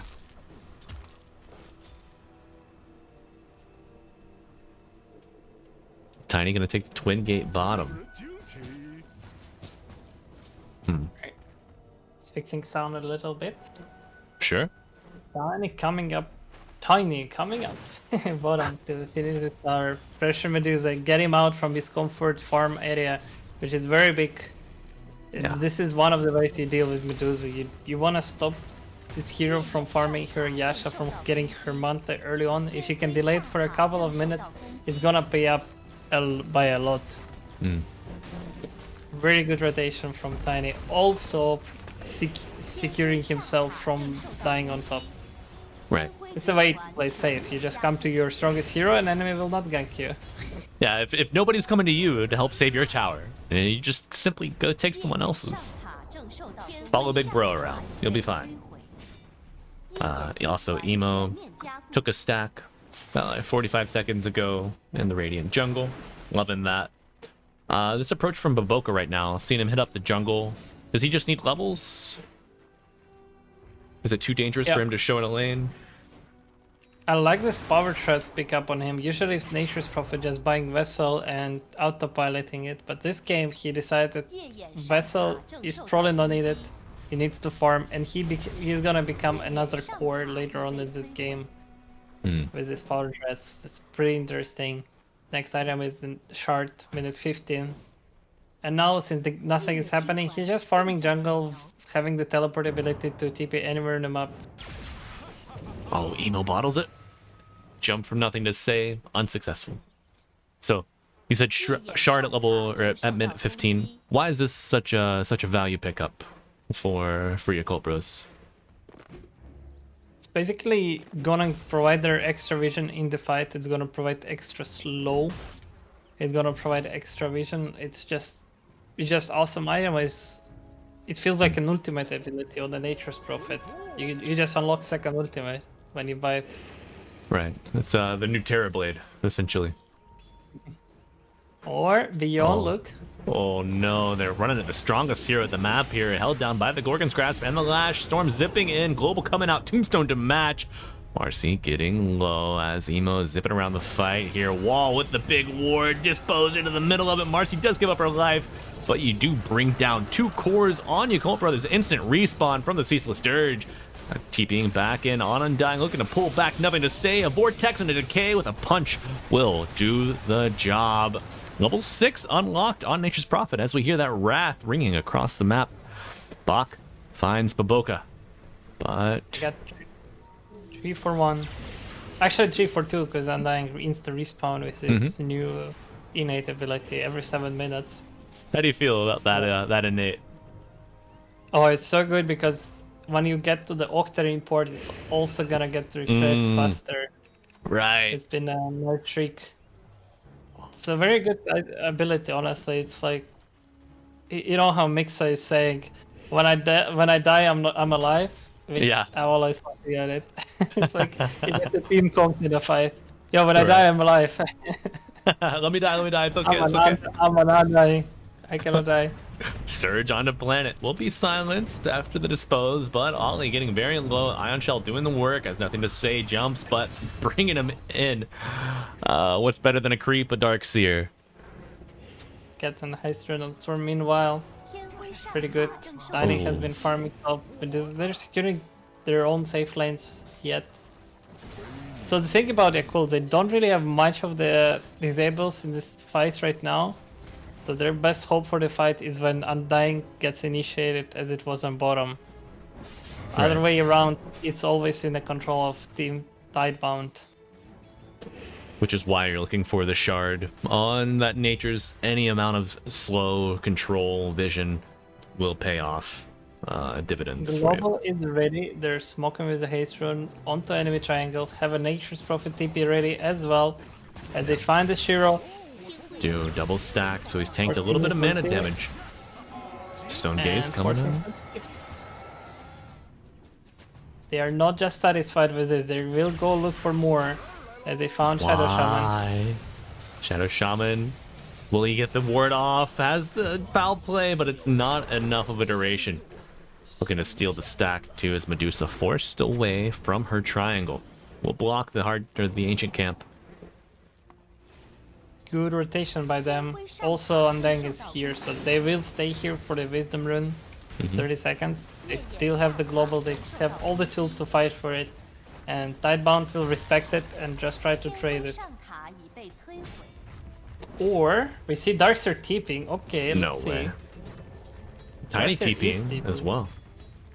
Tiny TP at bottom, abandoning top, but getting a lot of farm bottom, and will secure his own Wisdom Rune. Storm Spirit. Kind of want to get active rune before this fight, but it looks like the fight is gonna happen, so he's slowly coming in. Right. Beyond has the Crimson Guard ready, right? Tombstone Tombstone. pressed. Okay, wall Nature is Prophet down. is gonna Oh, they've dead already right. found Baboka as the zip comes in with the silence. The global is doing a lot of work as Marcy goes down. They're controlling the Undying. There's nothing to say on the backlines. Brings down the Natures. Looking for another. The Sprout causing a lot of chaos in the movement. Beyond, very low. A couple more right clicks might just do it. It's nothing to say. Falls to the Storm Spirit. The chicken, the ward is just not doing enough for them. Take down an offlaner, but you lose your mid. And who the hell even got the wisdom there? Oh my god, look at that arcane. I'm not sure. I actually not sure who took it. I feel like it should be Tidebound, as they were standing on top of it as well Right. all this time. Ooh. Something important versus Undying in this game, the Manta on Medusa as well as the Darkseer wall. If you send all the illusions to kill the Tombstone, you don't really need to pay attention to kill it. And this is a big fight condition for Yakults. One Tombstone is out, there is no real threat from them right now. As well as we mentioned that this fight was without Tiny, Right. as well as Ember Spirit just jumping backline, ignoring this Undying completely, attacking the backline is very big part of their team fight strategy on the Radiant side. So I would say the moment Medusa showed up there, it's you kind of need to understand that, okay, this fight is probably not gonna be in our favor. They brought their carry, let's just bail, you know? He's here, let's just abandon. He's not gonna be happy in this area, as you can see he's back to bottom, where he has a bit more farm, a bit more control of the map, and a bit of more danger as Yeah. he's getting attacked. Clash of the carries here, but you got a big Lotus and a full wand. Arsenal of Yakult has been emptied as Planet closes the gap. Stun onto 2, brings down the Natures, looking to continue on to Fly. Dispose backwards as the right clicks are mounting, but Fly returning fire. Why? A third has arrived from Tidebound. They do bring down the Yakult duo. His brain is so big. His brain is so big. I like how they're taking it as a smile. They all taking it as a pure joy, Right. as well as, yeah. I mean, surely it's Storm Spirit wasn't there in time. He was playing for the active rune. It's a lot of things were happening at the same time. Global So- available. Do they take down this Ember? What do you think? Yes, go. Oh, all right. go. The blade mail is active. A little bit of return damage onto Emo as Baboka TP's in, brings down the Ember with 3 now Planet on the run, but 2 joining. A nice jump target with the mech will be on. Yes, Decay will do it. And now Bach under his own tier 2 might just get run down. The Tombstone contributed, Vacuum pulling him back, and another kill going to Yakult Brothers. Another point of intelligence sapped by the Ollie the Silencer. And the Galvanite. 天 Yeah. 飞中塔正受 Don't 到 forget, we're not forgetting. Yeah. They have this nice, strange stats gain draft, you know? Storm Spirit getting some mana Right. regions, int, Undying getting strength. Oof. The infinite scaling that's online early. Soon Glimmercade for Ole after this double kill. Very nice commit because Medusa wasn't able to join. Even if she wanted, she doesn't have an ulti yet in this type of fights. So nice little window they found in the Yakults that gives them a lot of advantage. As well as Tiny controlling the bottom area now. Securing the most precious farm zone. Is this for the most precious farm zone? Or Exactly. Yeah, it is. It is. Yeah. A lot of carries now nowadays, instead of farming triangle, are focusing on farming side lanes. As well as you get the lane, you're also getting this extra creeps. It's very big. Now there is no global, and the Tidebound are using their own window to attack the Roshan with the snake. It has a work. piercing damage, so it does extra damage to Rosh. yeah, It's- just chunks him completely. Now, Kadaro, an itemization question. A fight might break out here, so I might have to cut you off. But I'm seeing the Maelstrom on the Medusa going into Mjolnir. Oh, Yeah. hold that thought. Hex, stun onto the Undying. Can they save their BB boy wall coming out? Tombstone on the high ground. Great play as the Marcy jumps forward, looking to pull him back into the Stone Gaze, but will it be enough beyond? Getting a lot of life with these decays. Root coming out from the Gorgon's grasp, and he does go down. Did I hear it, Jim? Tinkle onto the deck. A nice toss back to save Fly with the heads up play. Alright, so as you saw it in this fight, Undying used Crimson and hopes that he can not die, but in reality Medusa extra magic damage is what actually helps versus this Crimson. So this is one of the reasons he went for Okay. it. So there is like a couple of different items builds that you usually go on Medusa. One is the most classic where you go Butterfly into some Scatty, into Daedalus, somewhere, or Daedalus into Scatty, or some Disperser. You know, there's a lot of things. Right. This one is going for is Mjolnir into Aghanim Scepter. Perhaps he will get the Disperser, perhaps he will get some Bloodthorn along the way, or he will just tank up and get another set of items. I would say there's just a lot of this nice carry items that you can buy in Medusa, but usually you're choosing between Butterfly or Mjolnir all the time. Okay. And this is what he's going for. Darkseer is trying to finish his griefs, and he will have to go for the Lotus. The Tormentor is soon to be up, and it felt like Roshan just died with the snake. But the thing is, Shaman has another snake now, and he's gonna use it on Tormentor as well to burst it quickly. Yeah, great time management from Tidebound in that regard. Might keep it here. Yeah, he's not using it. He's Medusa connected, so he doesn't need to. They will be Huge relatively healthy too. Yeah, a lot of times you'll see the teams very low after a Tormentor attempt, but able to This get is in. what the brother are trying to run on. Oh no. YB, find Bach. Young Bach looking for a way out here, but the zip coming in, and Nature's Wrath is just too much to withstand. Continuing on to our discussion itemization earlier, Nature's Prophet thought he was going to be building into more of a straight-up carry. Picks up the Vlad's offering. Are we just looking to, well, one, obviously Aura's nice, help out with push, the tempo of the game.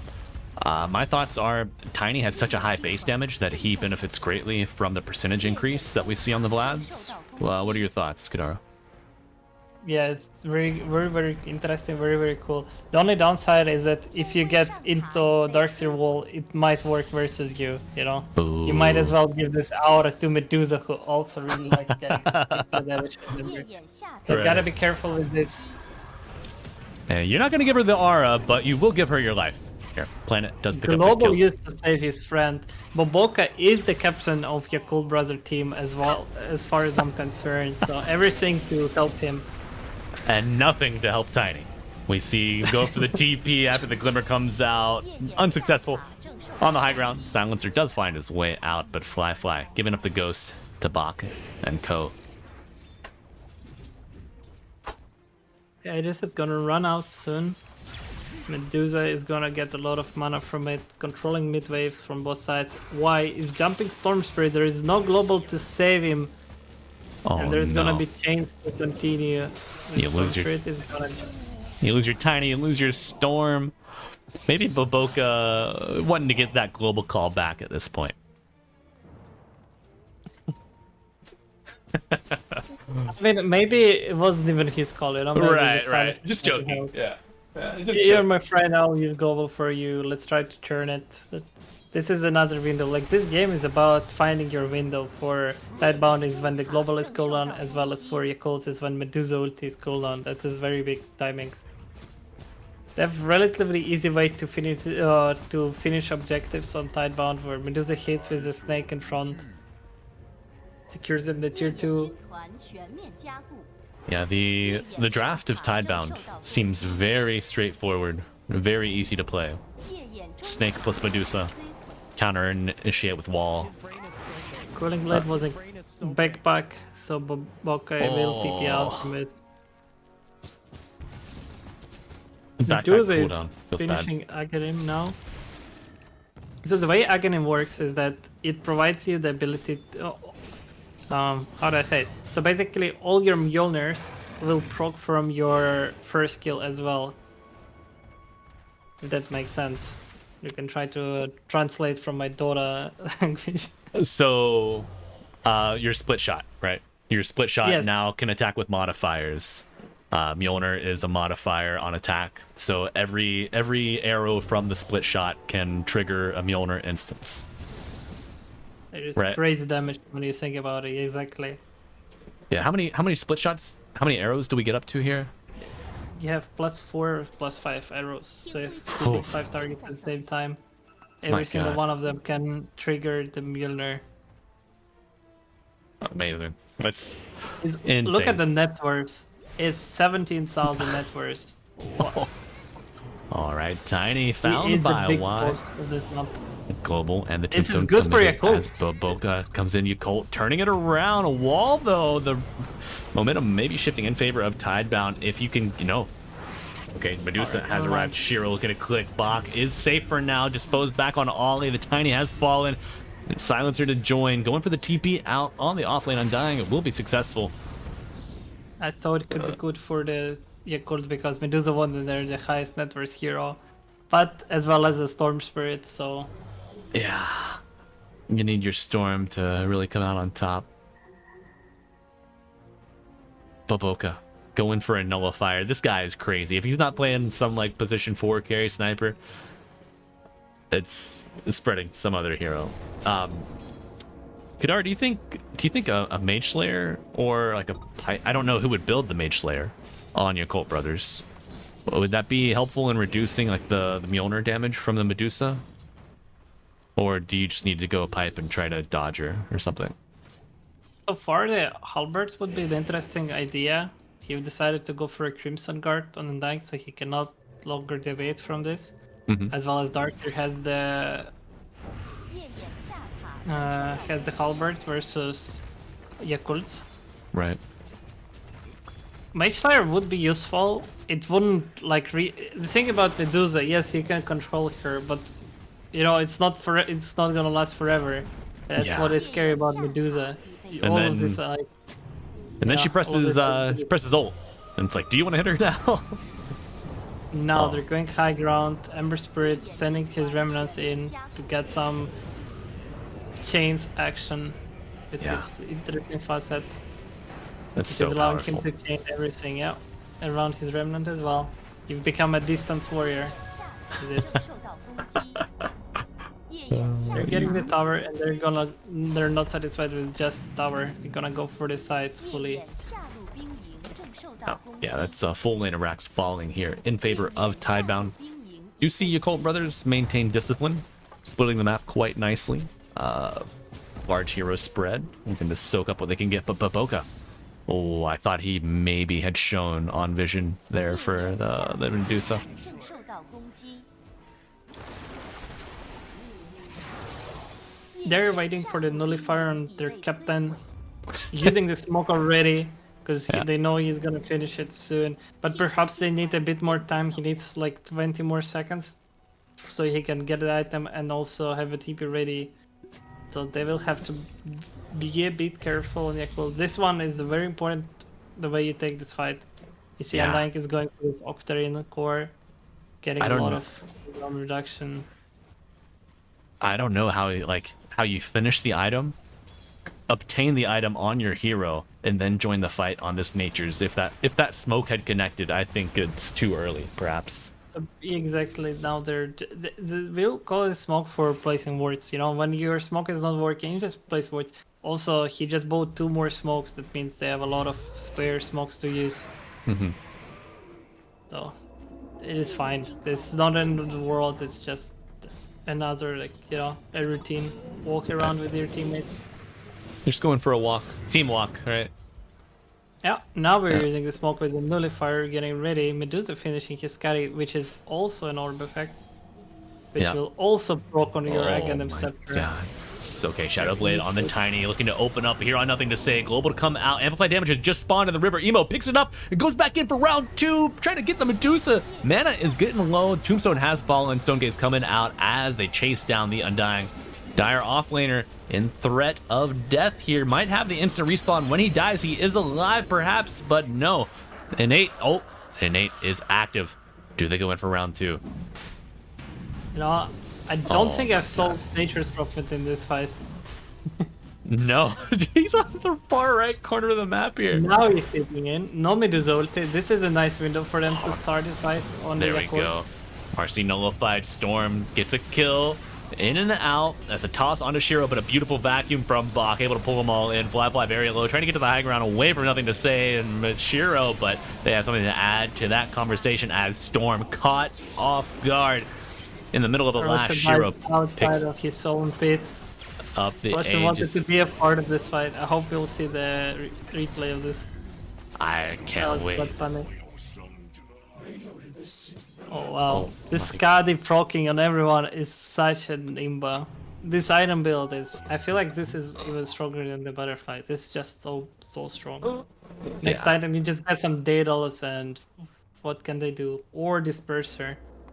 5-man blade mail. Daedalus if you wanna get some damage.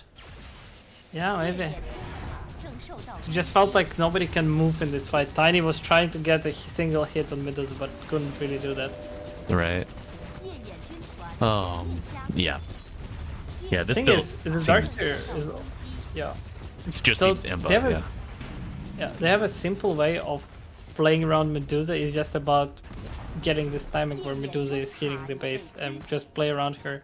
If enemy try to attack, you have a surge way to go in. Oh? You have a rebound. Oh, the rebound save is so good. Emo going in with the BKB as they look to bring down the Medusa on the high ground. Emo coming back in, but just it's time for the vacuum. Shiro very low, but Emo to also be low. Nature's does fall. Dead for 48. No nullifier coming up as the other 3 go down. And yeah, the GG called just after 30 minutes here in the game 1. Team Tidebound take the first map. And the Colt brothers left scratching their heads as we go forward to game 2. We didn't get to see the replay there of that creep. We have it in our memories. I didn't see it happen. I need to see it, Kadara. Okay, so I'll tell you. I'll try to tell. So what happened is that Roshan was aggroed by Deadbound, and so it wanted to be a part of the fight. And because Giant Snake was staying inside of the Rosh Pit, it was allowed to hit him outside of the Rosh Pit as well. So Shaman Giant Snake was just hitting this Rosh all the time, finishing him off. And the moment the fight was over, Medusa just picked up the edges on the river. Like 200 or 300 units away from the Rosh Pit, which was like quite unusual. It's like normally you pull creeps to the wave, but I think I'm just gonna pull Roshan to the river. That way I can get the Aegis without having to go back into pit.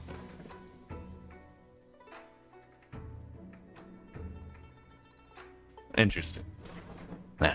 So Team Tidebound versus you Colt. Game 2. What do you think you Colt need to work on? Well, they definitely broke numbers this game. Their early rotations weren't really picking up. I would say get some more stuns on the ports. Perhaps get some more action going, because definitely we're lacking. When you play with Undying, you kind of want to get your supports to disable people so they cannot run away from him. They did not have their momentum going, but they had some really nice moments in this game where they were leading and they were taking towers and they were taking a lot of objectives. So this is definitely an even match for both teams. It's just Tidebound brought some better cards, better heroes, better. I don't know how to say it. You know, Yeah. They just but similar. It's just been good. All right, we'll see if the draft difference can bring him back into a more contentious game too. I don't know about you, but I need to stretch my legs a little bit and get a bit of a refresher before we get into game 2. What about you? Is it breakfast over there for you yet? No, I haven't. But I had some candy, drinking water. Life is good. Nice. What's your candy of choice? Candy.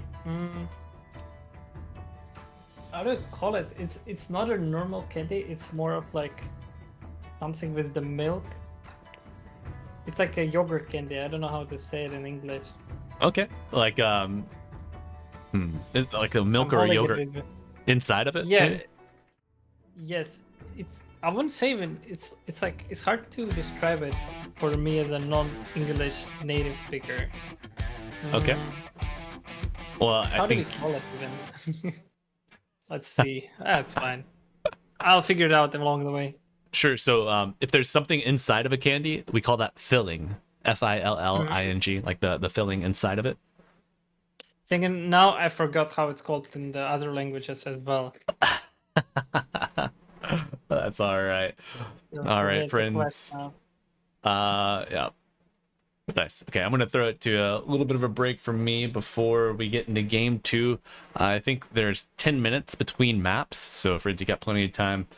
Grab you a snack, hit up the restroom, go take your dog outside, say hi to your folks, and we'll be back here shortly for game 2 of Team Tidebound versus the Colt Brothers. Nice Chinese teams are showing up. All right.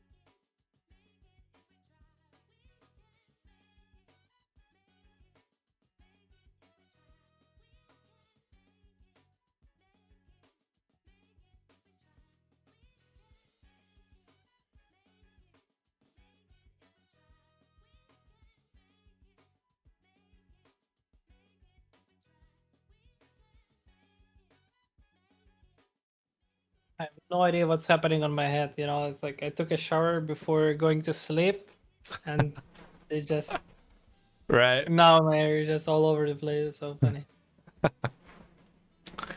Yeah. I'm able to keep mine back for the most part, so it keeps it out of the way. But chat, looks like we already have our first phase of bans underway here for game 2 of Yakult Brothers versus Team Tidebound.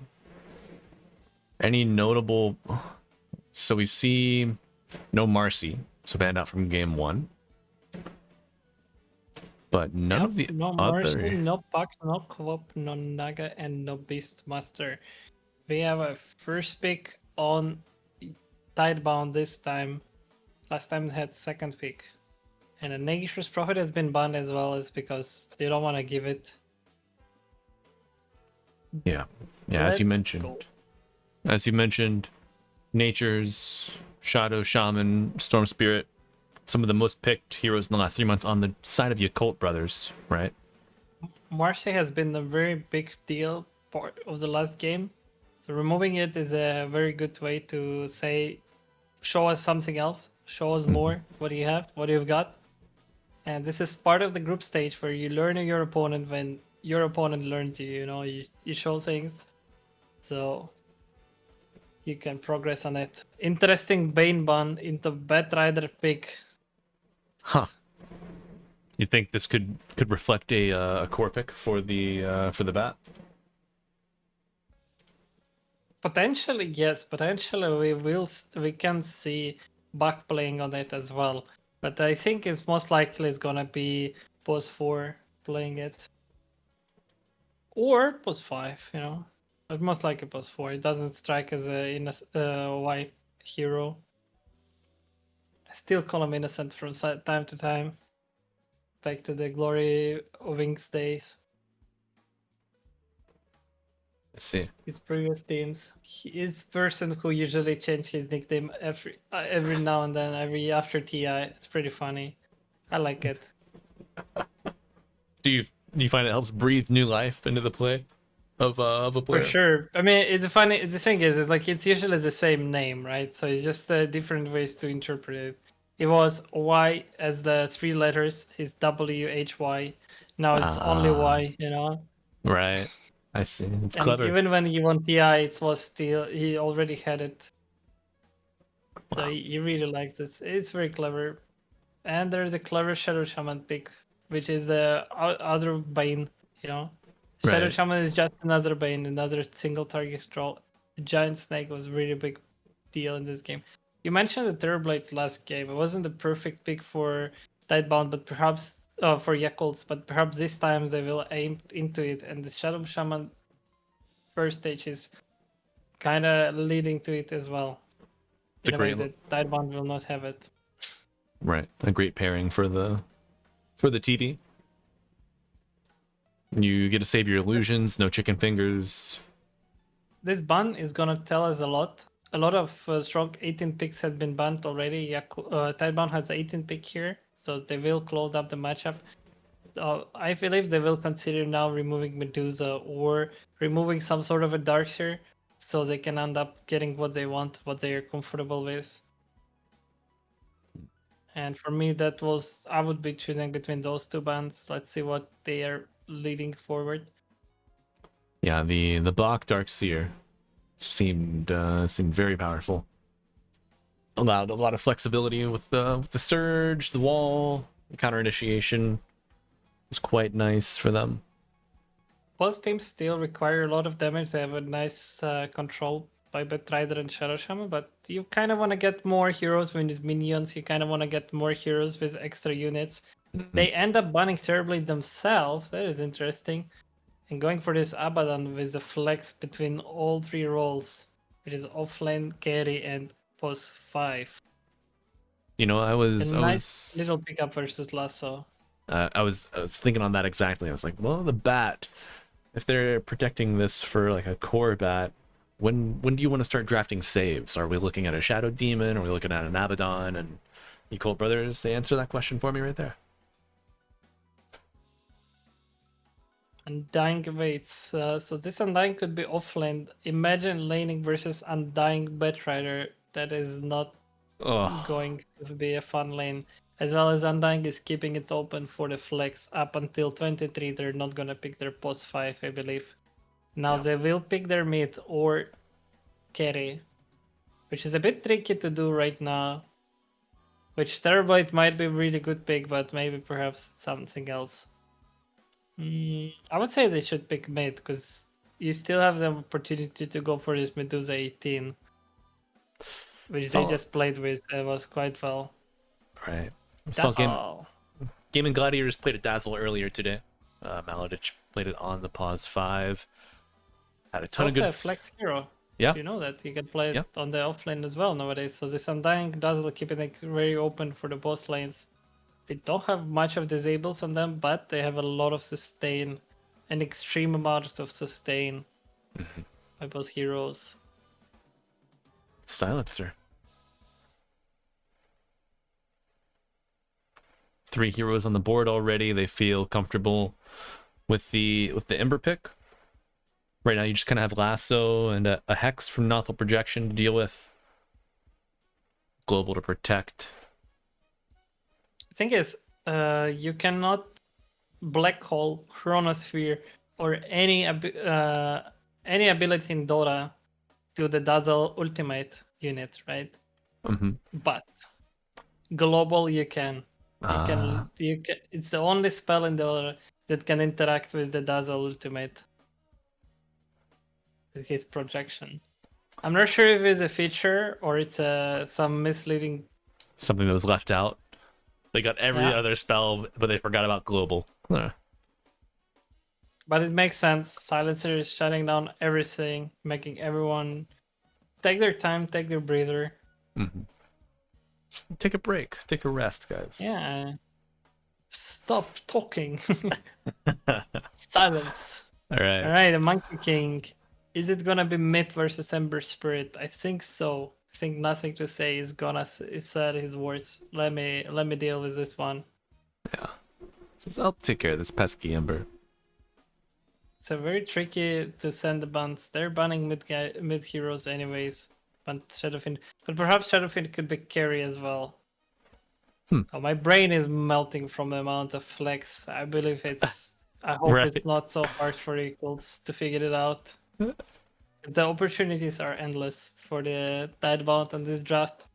They can still, if they want to send the Trider as a core hero. You know, there is everything is a flex. Everything. Exactly. So they're keeping it simple, banning carry heroes, banning heroes that can go and hit the buildings. This is something important. I like this approach, as they understand that maybe they have something to deal with this Medusa if it ends up getting picked. And their idea is that, okay, this Monkey King is not gonna take our buildings early on. Let's ban something that can.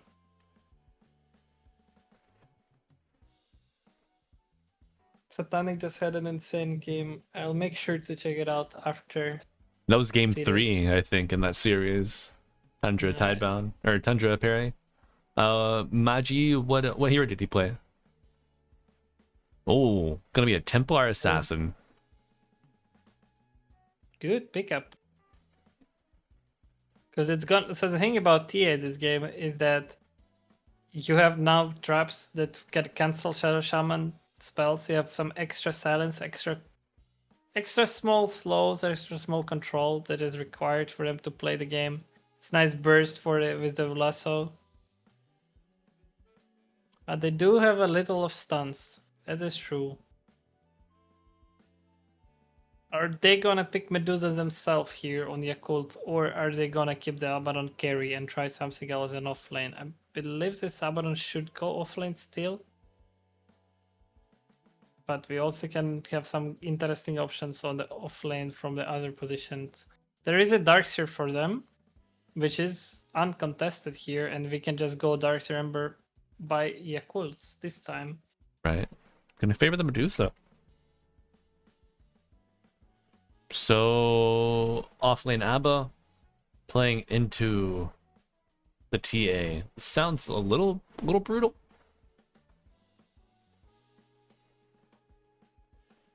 Yeah, Abaddon is not gonna have an easy time here. No. But Fly will. and it is what it matters. Flyfi is the real carry. I believe Beyond should just play Abaddon without Radiance. He should just play this semi-sacrifice Abaddon, which will go Auras, get some drums, get some Holy Locket, later get some Blink and Aghanim Scepter to keep your team alive. Yeah, playing the Subservient Abba. So what would your first item be on this offlane Abba? Going for the auras then? Yeah, as I said, you go like phase boots. Maybe you can get some blade mail just for fun, because why not? You know, Right. get some drums, get some locket. Maybe you can get Vlads as well. You know, we had some player in our region who is doing all the time this Abaddon without rushing Radiances offlane and joining a lot of fights, which I find very interesting and cool. Yeah. Let's see if the meta shifted to the Chinese region or is gonna show something else. I didn't like all his item choices from the last game, but I like how he's end up being on all the fights, which is already a good sign for the offlane player. Right. Yeah, you gotta participate. You gotta participate in this offlane, especially when 3 to 4 heroes are showing up on the other team to every fight. Midas Octarine Abba. It's like the old Spirit Breaker build. My god. Monkey King build this game is that you go Defu into BKB. Alright, switching the thing. Whoa. Yeah. Going into game 2 here. We got Yakult Brothers on the Radiant. Team Tidebound on the Dire. Team Tidebound are currently up 1-0 in this series. It is a best of 3. And that best of 3, friends, is brought to you by Kidaro. Joining me, Malibu Jesus, on the mic today. Kidaro, what timing is going to be most crucial in this game? When are we going to see it kind of flip and seal for this game too? 30秒后战斗开始。 They have different timings on both teams.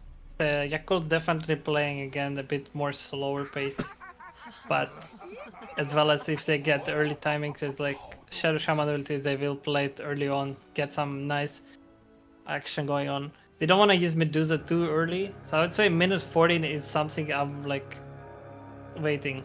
Last game was a nice Wisdom fight. Let's see what's gonna happen here this time. And as well as for Tidebound, it's getting the Dazzle Blink on TA, as well as the Dragonlance, of course, getting some Auras on Undying, getting Blink on Betrider, and getting Defu on Monkey King, as well as Biki with our biggest timings, which is, according to my calculations, around 18 to 21 minutes. Okay. So All right. Do you think we're gonna about see? that. Do you think we're gonna see another pre-Tormentor Roshan? It's only for Yakults. I feel Right. like maybe, yeah, we might see it before. I'm guaranteeing we will see Roshan before minute 20 this game. But is it gonna be before minute 15 is a big question, you know. Depends on the laning. Probably 17 or 18 minutes is when the Roshan is gonna be attacked in this game. All right. Good aggression from Emo in this fight versus nothing to say, showing off that he's not afraid of the Monkey King. Right. Trying to get the damage in before the level 2 comes out for the Jingu Mastery Level passive. 2. It's gonna take a chill now. Yeah. Oh, double decay for the offlane Undying. Planet being very patient here, playing around the tree line. Doesn't want to lose too much HP early on in these trades.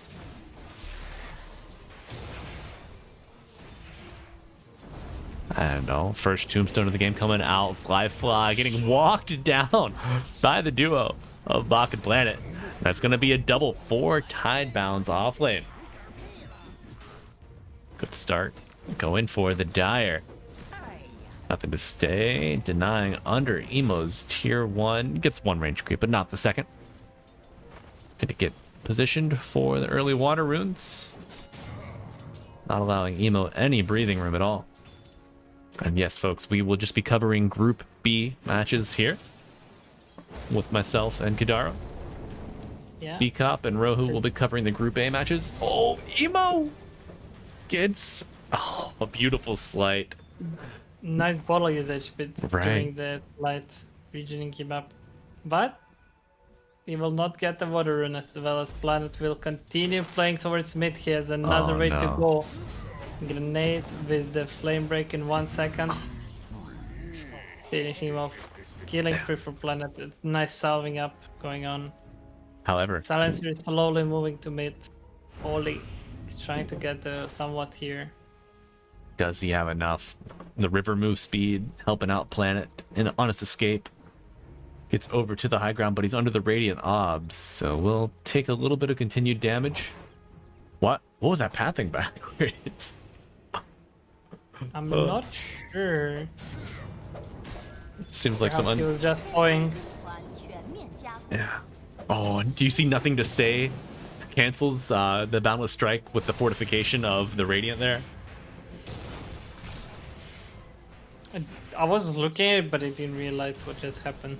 Yeah, he sees the fortification, so he pump fakes the Boundless Strike, stops the animation. See, nice reaction by him, Yeah. making sure he gets all the HP from his passive. Could not be me. I'm too much of a boomer for that reaction. Oh, Bach. Okay, second tombstone of the game. We're gonna walk down the silencer, but a nice Scorpion's Grasp holding them into place. Will I'm fly. pretty sure you can pull it out. It's just about keeping it in your head that the enemy might do it. On Right. this kind of level of Dota, you expect your opponents to glyph when you're low. So it just allows a lot of practice from Natix to say, Right. And I mean, knowing what to expect. if they don't glyph, you just get the heal off. But nothing to say. Wishing you could get the heal off now. But Boca joining He the fray. did not expect this one though. Yeah. I was trying to get in time. Doesn't have a poison touch on Dazzle, playing fully on the Grave and heals this lane. Understandable as well as he's laning versus Abaddon, who can dispel his shield, Right. his poison with the shield. It's so bad. It feels so bad as a Dazzle. You know, usually Poison Touch is your go-to. You just feel invincible against any melees. Not so You easy. technically can still do it. You just need to wait. Oh, nice dodge Yeah. by Emo. You gotta hit both targets, you know, make them choose which one they dispel. It's another way to handle it. Shiro is having a nice time versus Abaddon, but Abaddon has a bit more CS, a little bit more. Just kind of interesting. But not in terms of net worth. Right. It's been 5 approach, then nighttime starts. The wards have been already placed by both teams. Very good job by supports. Getting the new night vision, refreshing it. And they're slowly gonna prepare for the active rune. You see, the thing about this Medusa is that she's losing strength, even though she doesn't have one. Meaning, kinda Right. just have a little bit of it, but not really. Yeah. Her strength gain is 0 on a hero, so That's only strength you get is from items. yeah. Oh, it's good. When do you start drafting an axe in these lineups to just capitalize on that, you know? Just keep chopping her. Yeah, we've been discussing the strat versus Duza. You go Axe Undying, so you remove strength, and then once she's below the threshold, you can chop her. Yeah. Nothing to say, get the active rune. He has the arena ready and the invis. So the thing is, you can't commit arena here for this Ember pick, but there is a wisdom rune that you really want to use the arena for. And you also have Shiro level 6 approaching, but he's not so close to it. Nothing to say, will consider going for the wisdom rune, but he's a bit uncertain if that's gonna work or not. Yeah. If you oh Right, no. he's strafing now. Strafing, but the aggression onto Shiro here will push him back a little bit. Does Shiro have the resources to push forward and join for this wisdom? I think he He does. can get the ward as well. Gets on a wisdom. Alright, the Echoed Brothers are not even considering controlling this wisdom rune, as they know this is dangerous. Nothing to say, is showing up. Okay, if you're not going there, I'm gonna use arena on top of you here, you know? Right. And I mean, It's not like I'm gonna just leave the lane after wisdom rune. it's like I'm gonna take your wisdom and I'm going to take your life. Yakult Bros poised to lose the silencer as Ollie trying to walk away, but gets saved by the shield, and now Shiro overcommits. Will Yakult Bros be able to bring him down? A nice grave, but it's interrupted by the root. No TP out of this one. Shiro going back in for Emo, but will give up his life as heroes are very low on Yakult Brothers. Abba gets to the high ground, nothing to say. What's the cooldown on Boundless? Dazzle falls. Monkey King still We'll on the keep chasing and try 3 more seconds. Oh, 天辉下塔正受到 this is where you ask your Zeus to ulti, yeah? Yeah.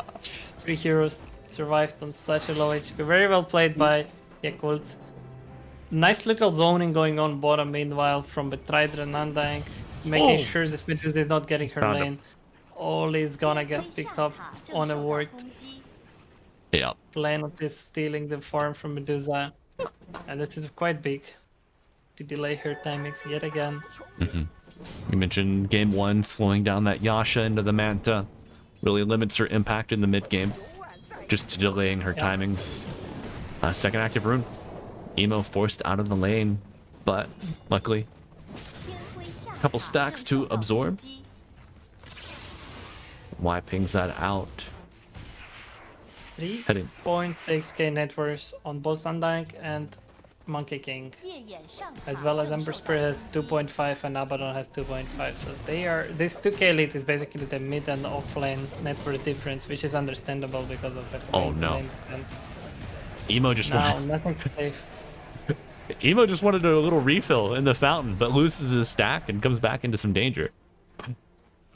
Thing is like Monkey King is in the arena now, and this could be a nice little timing for Yakult to make some action. But the question is, who do you make action with? As well as your Abaddon is going for the Radiance quick buy, signaling that he wants to carry this game by himself. Right. Tombstone baiting drop bottom. Baiting Baboka. Oh, this is No way. No way. this he is the finds- famous Tombstone stun.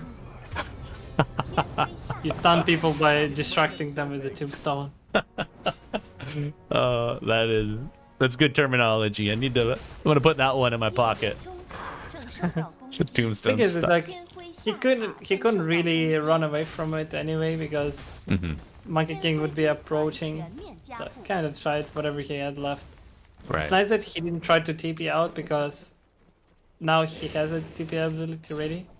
If there is some action going on and Tidebound would respect it, they would try to play for runes 天辉下塔正 and 受 not 到攻击 overcommit as well. They don't have arena yet, they don't have lasso. They're taking a chill approach. Let's see. Yeah, keeping that TP on cooldown, allowing you to connect with your cores that are in a position to get a kill later. 烈焰上塔正 Very 受到 value. 攻击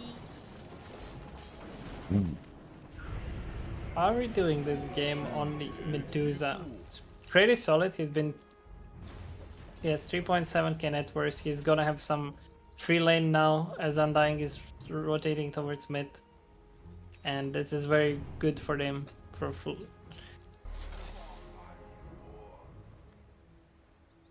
So, Bach Does is the- rushing Lotus Orb right away. who's that? Yeah? Who's rushing? Bach is rushing Lotus Orb right Oh. away. And on Undying. Tombstone again. Would they get baited for it? 天辉军团全 Not 面 this 加 time. No, no stun from the tombstone. Monkey However. King tipping bottom says, I don't want to deal with this mid. I want to keep on scaling 烈焰 Yeah. 下 as 塔 well as 正 Bad 受到 Rider. 攻击 This mid tower push was just to annoy Yakults for a little bit. They're gonna leave the lane for the Dazzle mid while playing side lanes, which is nice. As well as there is a snake ability from Shaman. They saw Monkey King tipping bottom, so they will drop the snake on mid and try to take this tower. Not Tombstone for 40 烈 seconds. 焰军团 No 全 Monkey 面 King. 加 This 固 tower will eventually fall unless they bring heroes, which they want. Before it's used, Bat does show up. Alright, they bring 3 heroes to defend. They will kill the snake and the tower will be fine. Interesting. It also allows them to challenge the active room with the lasso. No, nothing to say. Shows You know, up. Emo pinging like, yo, hit the tower is showing that he was a bit distracted. on 天 this. 灰圣塔正受到攻 He was 击， distracted. Yo, why is my shaman not hitting tower? You know, like didn't Yeah. pay attention that he's in 地 danger 面上塔正 in 受 any Right. case, in any kind. 天灰中 Yeah. 塔已被摧毁， Asks his teammates to do something, loses track of the Monkey King, and all of a sudden you're eating a Boundless Strike. Still no global available for the Silencer. He's trying to finish it. We'll have another snake in 40 seconds or 30, and they will finish tower visit. Thing is, because they lost tower bottom, 1 second. If is ready, Medusa ultimate will not help him survive from this one. As well as Abaddon will not TP. He doesn't want to ruin his own game that he's Right. kind of recovering now. Needle of action from Yakult this time. So the thing is, as I was saying, because they lost tower bottom, they don't have an easy way to get to the Roshan on the Radiant side on bottom area now. Their only hope to kill Rosh is on top.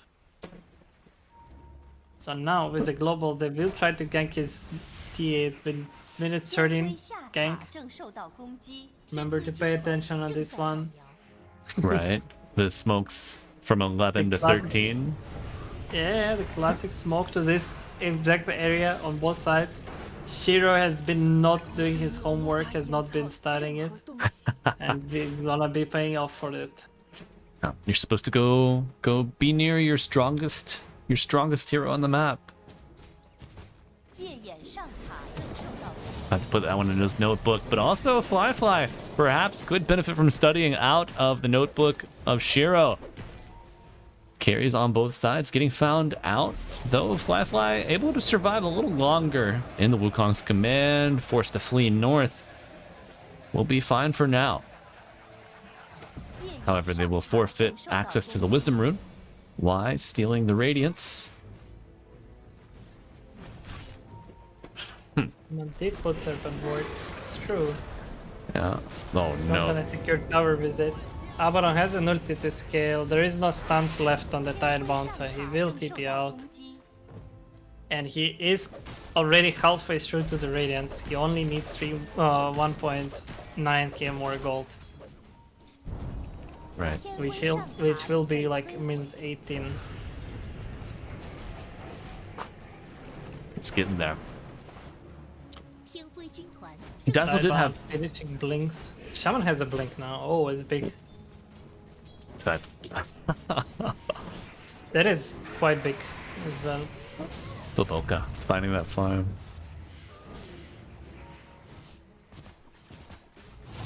Nothing to say. Finds the Medusa again. My God.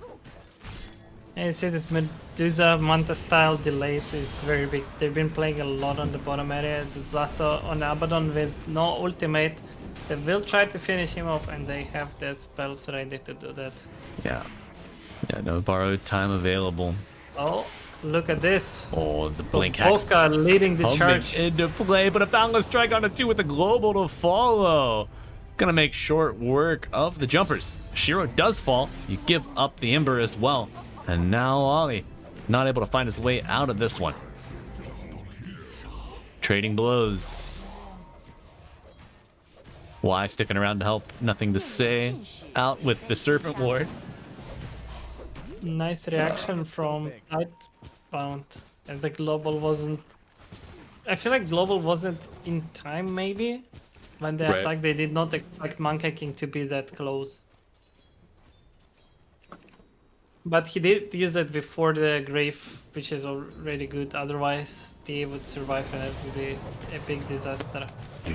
This is Alright, Fly is getting attacked again, but this time Ember is near and Fly will escape. early shard well on, as nothing to say. Silence. Yeah, the shard is another escape ability. You commit with your W and then you escape with your Q. Okay. Which, Reversal. which is a W for you. Or no global. No. Nope. This is the timing when Tidebound will start looking to kill Rosh, but before that they will try to use the last to get the Boboka. Boboka realizes Or he's they will not even use it now. 天灰上塔正受到攻击， last is still Tower available. first. Yeah, I feel like the Monkey King has Medusa's number through and through. Tidebound are showing up really strong dota this game. as well as the last one. And Yakult's playing quite greedy, which might work for them later in the game, but so far nothing to say. Has been punishing for every single greediness. So how do you recover? Do you double down on the greed, or do you have to realize that we're gonna get punished on this continually? We need to change something. When the lead is that big, you can only double down on your greed and keep the map slow and steady. You can try to continue. Look at the pickoffs. Ripper. The Ripper's lash with the zombies is insane. Oh no. Nice little pickoffs. 只手击杀。 Good Yeah. setup by Planet. He understands that he doesn't need to be close to the Russian. Radiant are not gonna contest it. Mhm. It's very good. So the thing is like, because of the elite and 天辉上塔 even if you buy small items and go fight, enemy will still have plus 12k net worth lead. So you kind of wanna keep on farming. And the thing is, Abaddon has a lot of unspent money on him, means is also the lead is even bigger, as well as he didn't use them. Absolutely. And So the lead is actually 17k right now, with all the unspent money. 天辉中塔正受到攻击。 it's the Radiance build up. I mean, it's such a powerful item. You need to have a punishing build up. Right. It would work if the lanes would go better for himself, if he would have been free farming, but realistically it's not the case. 夜 He's 眼 being 上 punished 塔 by 正 a 受 lot, 到攻击。 as well as his team wants to farm and cannot help him, so... Right. There's no. But it's fine, we cannot change it, you know. Yeah. Not a single tier 1 down either. Tidebound have defended all tier 1 towers. 夜眼上塔 So 正 that 受 missing 到 gold, certainly a limiting factor for Beyond. 天辉下塔正受到攻击。 Oh 天 yes, 辉上 taking 塔 towers 已 would 被 also give him some extra gold, which will get his radiance faster. It's not the case now. Yeah.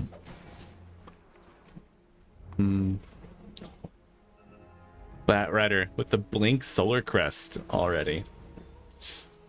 Oh, Nice little solar crest versus a lot of physical damage from Medusa and Ember Spirit. right. Templar well as a Assassin giant snake. loving any steroids that she can get as well. Speaking of, Abaddon is finishing his radiance finally, and they're getting up the smoke ready. They want to try to fight into the edges. They won't be ready for the Tormentor. It's a nice little smooth game from Tidebound, taking objectives after objective. Doesn't even So need now the double maybe for the meld. farm. My god. Has finished the pike. Manta Styles getting ready on the Monkey King. Pick Yeah. off on Silencer mid. Boboka is jumping on top of the Dazzle, using Hex on the hero who is already disabled. That's fine. And Stack trying him. to survive where the TA is attacking. Alright, Flatfly gonna get the Stone Gaze as he's walking out. Goes for the teleport out. Monkey King stunned on the treetops, but the last second will bring Medusa to her doom. And Bach looking for a +1, but Rost able to TP out on the fringe of the fight. Nothing to say in the trees, looking for some more lane control and pressure, and find this sneaking Baboka. 天辉上塔正受到攻击。 Oh my god. Oh, nothing to say. Sees Maboka. Low on HP, low on hope, but gets the control. The Hex into the Shackle afterwards. Ollie gonna pop the global. Can they control the Monkey King and get the damage out to bring him down? Remnant out, Remnant and Emo looking for it, but the Crave at the last second. Nothing to say. Erasing hope from the Radiant. 天辉上塔 Shiro 正受到 trying to join his Bat Rider, walking down this Abaddon. Some team tips coming out as they take the Shrine of Wisdom 天辉上塔 and a tier 2 tower. Big gap. And Oh, Undying is pushing bottom. They are playing them up afterwards. Keeping you disciplined. yeah. Very well. Great split coming out from Tidebound. And really, I mean, why commit more resources than you need? You know, your yield is just that much higher. Support smoke from the Dire. It's a big interesting part of Dota to understand how many resources you need to commit to not lose your economy. 一眼 This is what we've seen in the last series, or even in this series, when they're killing Roche, but Ryder is not there. This time Bach is not there to fight. They're keeping the map economy growing. This is how they increase the lead even more. Yeah, seeing that lesson played out in front of us. It's Medusa drawn to the ground. Beyond has to pop the borrowed time to get out. This feels quite sad for the Radiant team with what's happening, but Split it's shot. only the beginning of the tournament, and look at this. Yeah, let's see if last Split breath shot of from the life. tower glyph. They have their own Medusa on the tower, 正受到 which will get focused now. Yeah, turning their attention to the Radiant Medusa. 天 They 赋 bring her 上 down. 塔已被摧 Tier 毁。 3 tower down, and a full lane of racks likely to follow Medusa. Spawning in 5 seconds. Hex on Shiro. Not enough. And they lose their silencer. Global was ready to go. Gonna have to wait 20 天 seconds. 灰下路兵已 Does have a 被 buyback in case something would happen, but they don't really see a way to initiate, No. as they will call it. right Katara. now. Yeah, they're gonna GG out just shy of 24 minutes. Game 2. 23, 23, 23. What a numbers. Look at this. Wow. That's the new 322. 23, 23, 23. No way. No, It didn't feel, it did not feel like anything like that. Yeah, I mean, I understand what you mean. It's like a Right. nice little number. the phenomenon. Recognizing. Yeah. Yeah. Recognizing the number. I always, whenever I see this number, I'm like, huh, you know? Right. I think There is some numbers that we always keep an eye on. every Dota player, even like I've seen 322 on a street address before, and I'm like, I'm not going in that building, you know. Like I You know, when I go, sometimes I have this thing when like I'm going to sleep or something, or like if I see, even now it's like 6 minutes, right? And I'm like, okay, it's maybe rune time, or like when it's close to 54 minutes, I'm like, okay, it's a rush time. Oh, like Tormentor is spawning, or I don't know. It's like right. You're like, ooh, I'm about to get a Braden neutral item. Let's go. exactly, yes. There's so much timing that we keep in our brain right now, which is like messing up. Yeah. I Absolutely. remember farming tree and protector and thinking like moving close to the trees in the real life would make me faster, you know? Man, I'll get more regen if I'm over on that tree line. Damn. Do you think they need to bring that back? That part of nature's guys? Oof. That would definitely bring the hero back on track. But it was super OP. It made the hero first pick. Now his living armor is quite weak. A lot of Right. teams that I see play only Q and W. So perhaps that would be a play. Yeah, that's certainly an iconic hero that I would love to see more of. Let's see. All right, and folks, so just looking ahead at the overall schedule of the day, that was our second series. Tidebound take it 2-0 over Yakult Brothers, and we are on a rolling schedule. We usually have a 10-minute interval between matches.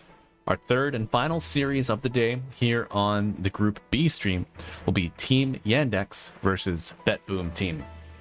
This will be Team Yandex's first match of the tournament. Betboom team's second series of the day. So they played in the first, they'll play again now. And Kadaro, you familiar with the gentleman, with the boys on Team Yandex? TA2000, Yeah. Chira Jr. noticed. Yeah, what do you? They've been forming up during this. They only formed up this team during this winter. So this is like they're still like learning from each other. They still have a long way to go, while their opponents have a long like history playing together already, which is gonna be which might be a big deal of this game. Right. And this could be quite interesting in terms of. So BB, if they get frustrated with each other, they can get annoyed with each other, etc. If they're losing their momentum somewhere, get emotionally, they might have a lot of struggles. While Yandex have no, what is the word? You know, like when you have no expectations, you just go there for fun. You get invited for a tournament, you play versus really good teams, Right. a nice hodl, nice tournament, nice prize money. Everything is there for you to perform. So you just have fun and enjoy. While BB have a high expectation for themselves, Absolutely. especially after winning game 1 today series, they're gonna be like, okay, we need to play everything perfectly, you know. Absolutely. And So that could be their maintenance. yeah, and let's see. So Yandex recently, they played at the Esports World Cup. They beat teams like Shopify, teams like Virtus Pro. They lost against Tundra, Aurora, and Gaiman. So perhaps a divide of competition there towards the top of the. Oh, they won one I would Tidebound. also emphasize on the pressure. Oops, my stream is not the stream. The feed. yeah, the client feed has been stopped. Oh, Or it's mine's back. working. It's back. It's back. Okay. Gotcha. So the thing is that they will. It was a World Cup after all, so a lot of pressure for the team that was Right. just formed up. Maybe they, even though you'd say to yourself, no pressure, everything chill, you know, have fun, and you still want to fight for every single opportunity you got there. So, Mhm. and here they already, after this defeat on the other tournaments, after their first LAN together, first big LAN, now they have this opportunity to just enjoy Dota, have fun, and show of what they're made of. Absolutely. Don't let Betboom just run them over. Don't let this BB show them just play their game, you know. Right. You gotta As make well as them, they, make them angry at each other. Yeah. Get in there. Get under their skin. Get them irritated. Yeah. You could be Oh. could be the reason Betboom team disband if you beat them badly enough. True. I mean, they also saw the way they played game 1 versus GG, so it's pretty interesting for us to see if they're gonna adapt their strategy a bit, if they're gonna ban this pack first stage, maybe if they're gonna do Yeah. something with their Monkey Kings, all of that. Think about BB, they're quite flexible on the heroes. It's hard to say what exactly needs to be removed, but we'll let them cook. Yeah, absolutely. And friends, we're gonna take a brief little break before we get into that third series of the day. You will see our timer ticking away on the top right corner of the screen.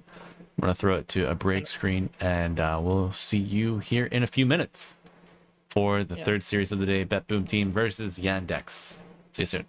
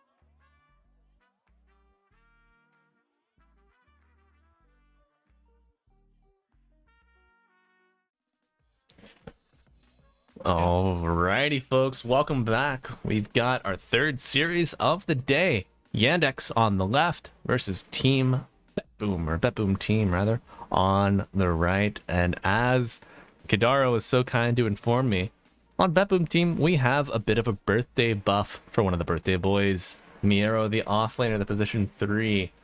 It is his 12th birthday. No, I don't know how old he is. What the?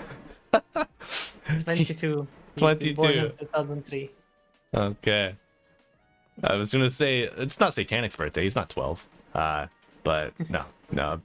Miero turning 22. Happy birthday, lad. Hope the birthday buff lasts for you through this series. Maybe another 1 or 2, but we don't want to give it away just to luck. Kidaro, what are you expecting to see here in this series? I expect to see Betrayer. I expect to see Marcy. I expect to see lots and lots of active, aggressive Dora from BB and the Yandex team trying to counter it. Mm-hmm. Something that I looked up on stats, been already during today, there's been picked 44 heroes, like different heroes on this tournament, and 57 of them has been banned. So Really? 13 heroes, or 59 even, yeah. So like a lot of heroes that hasn't shown yet, but still getting your respect is pretty nice, pretty cool. But Strider and Mars has been the most contested heroes yet, as they were picked and banned most of the time. Let's see what they're gonna plan to answer. They're going for the monkey king right away, as well as this flex between Kiri and mid. Sorry, I'm Pretty nice, pretty cool. This pack and quad bans are nice from the Radiant team. Gonna see the interesting approach by them. Leaving a lot of offlaners in the pool and trying to get some of them for himself. They're banning Bane, as they think the Bane Monkey King is a very strong combo. And now they ban Silencer, showing up that they aim into picking some spirits. Yeah. Alright, hold on. My mic is working. Can you try something? Say something? testing 1 2 3. Yeah, no, your mic's working. My Twitch stream just showed that it's not working, but my YouTube stream is still going. Alright. Interesting. Is your Twitch stream still going? Yeah. I'm good. Let me check. Chat, say something. Type 1 2 3 for me, please. Thank you. Yeah, I'm still showing up on your stream there. I'm gonna have to start and stop, but I do worry that it will mess up my YouTube stream. All right, sorry, YouTube folks. We will be right back. It's better now than during the game, as well as they've been picked a Warlock by BB, which they had success today earlier, but it was partly because they had a lot of what is it called? A lot of kills early. Yeah, a lot of kills early. I wonder who is that staying next to the solo on the web camera. Looks like an admin's trying to figure out something. It's not good if it's happening during the draft. No. But maybe they're probably their coach is drafting, so they have their time to solve their technical issues. I hope it will not distract solo from way too much. Leshrak has been picked. This here could also go support. I've seen some supports playing it on the lower tier tournaments. Right, you just go Misanthropy and run at the other, like if you're the 4 Lesh, you just pop W and run at the 5.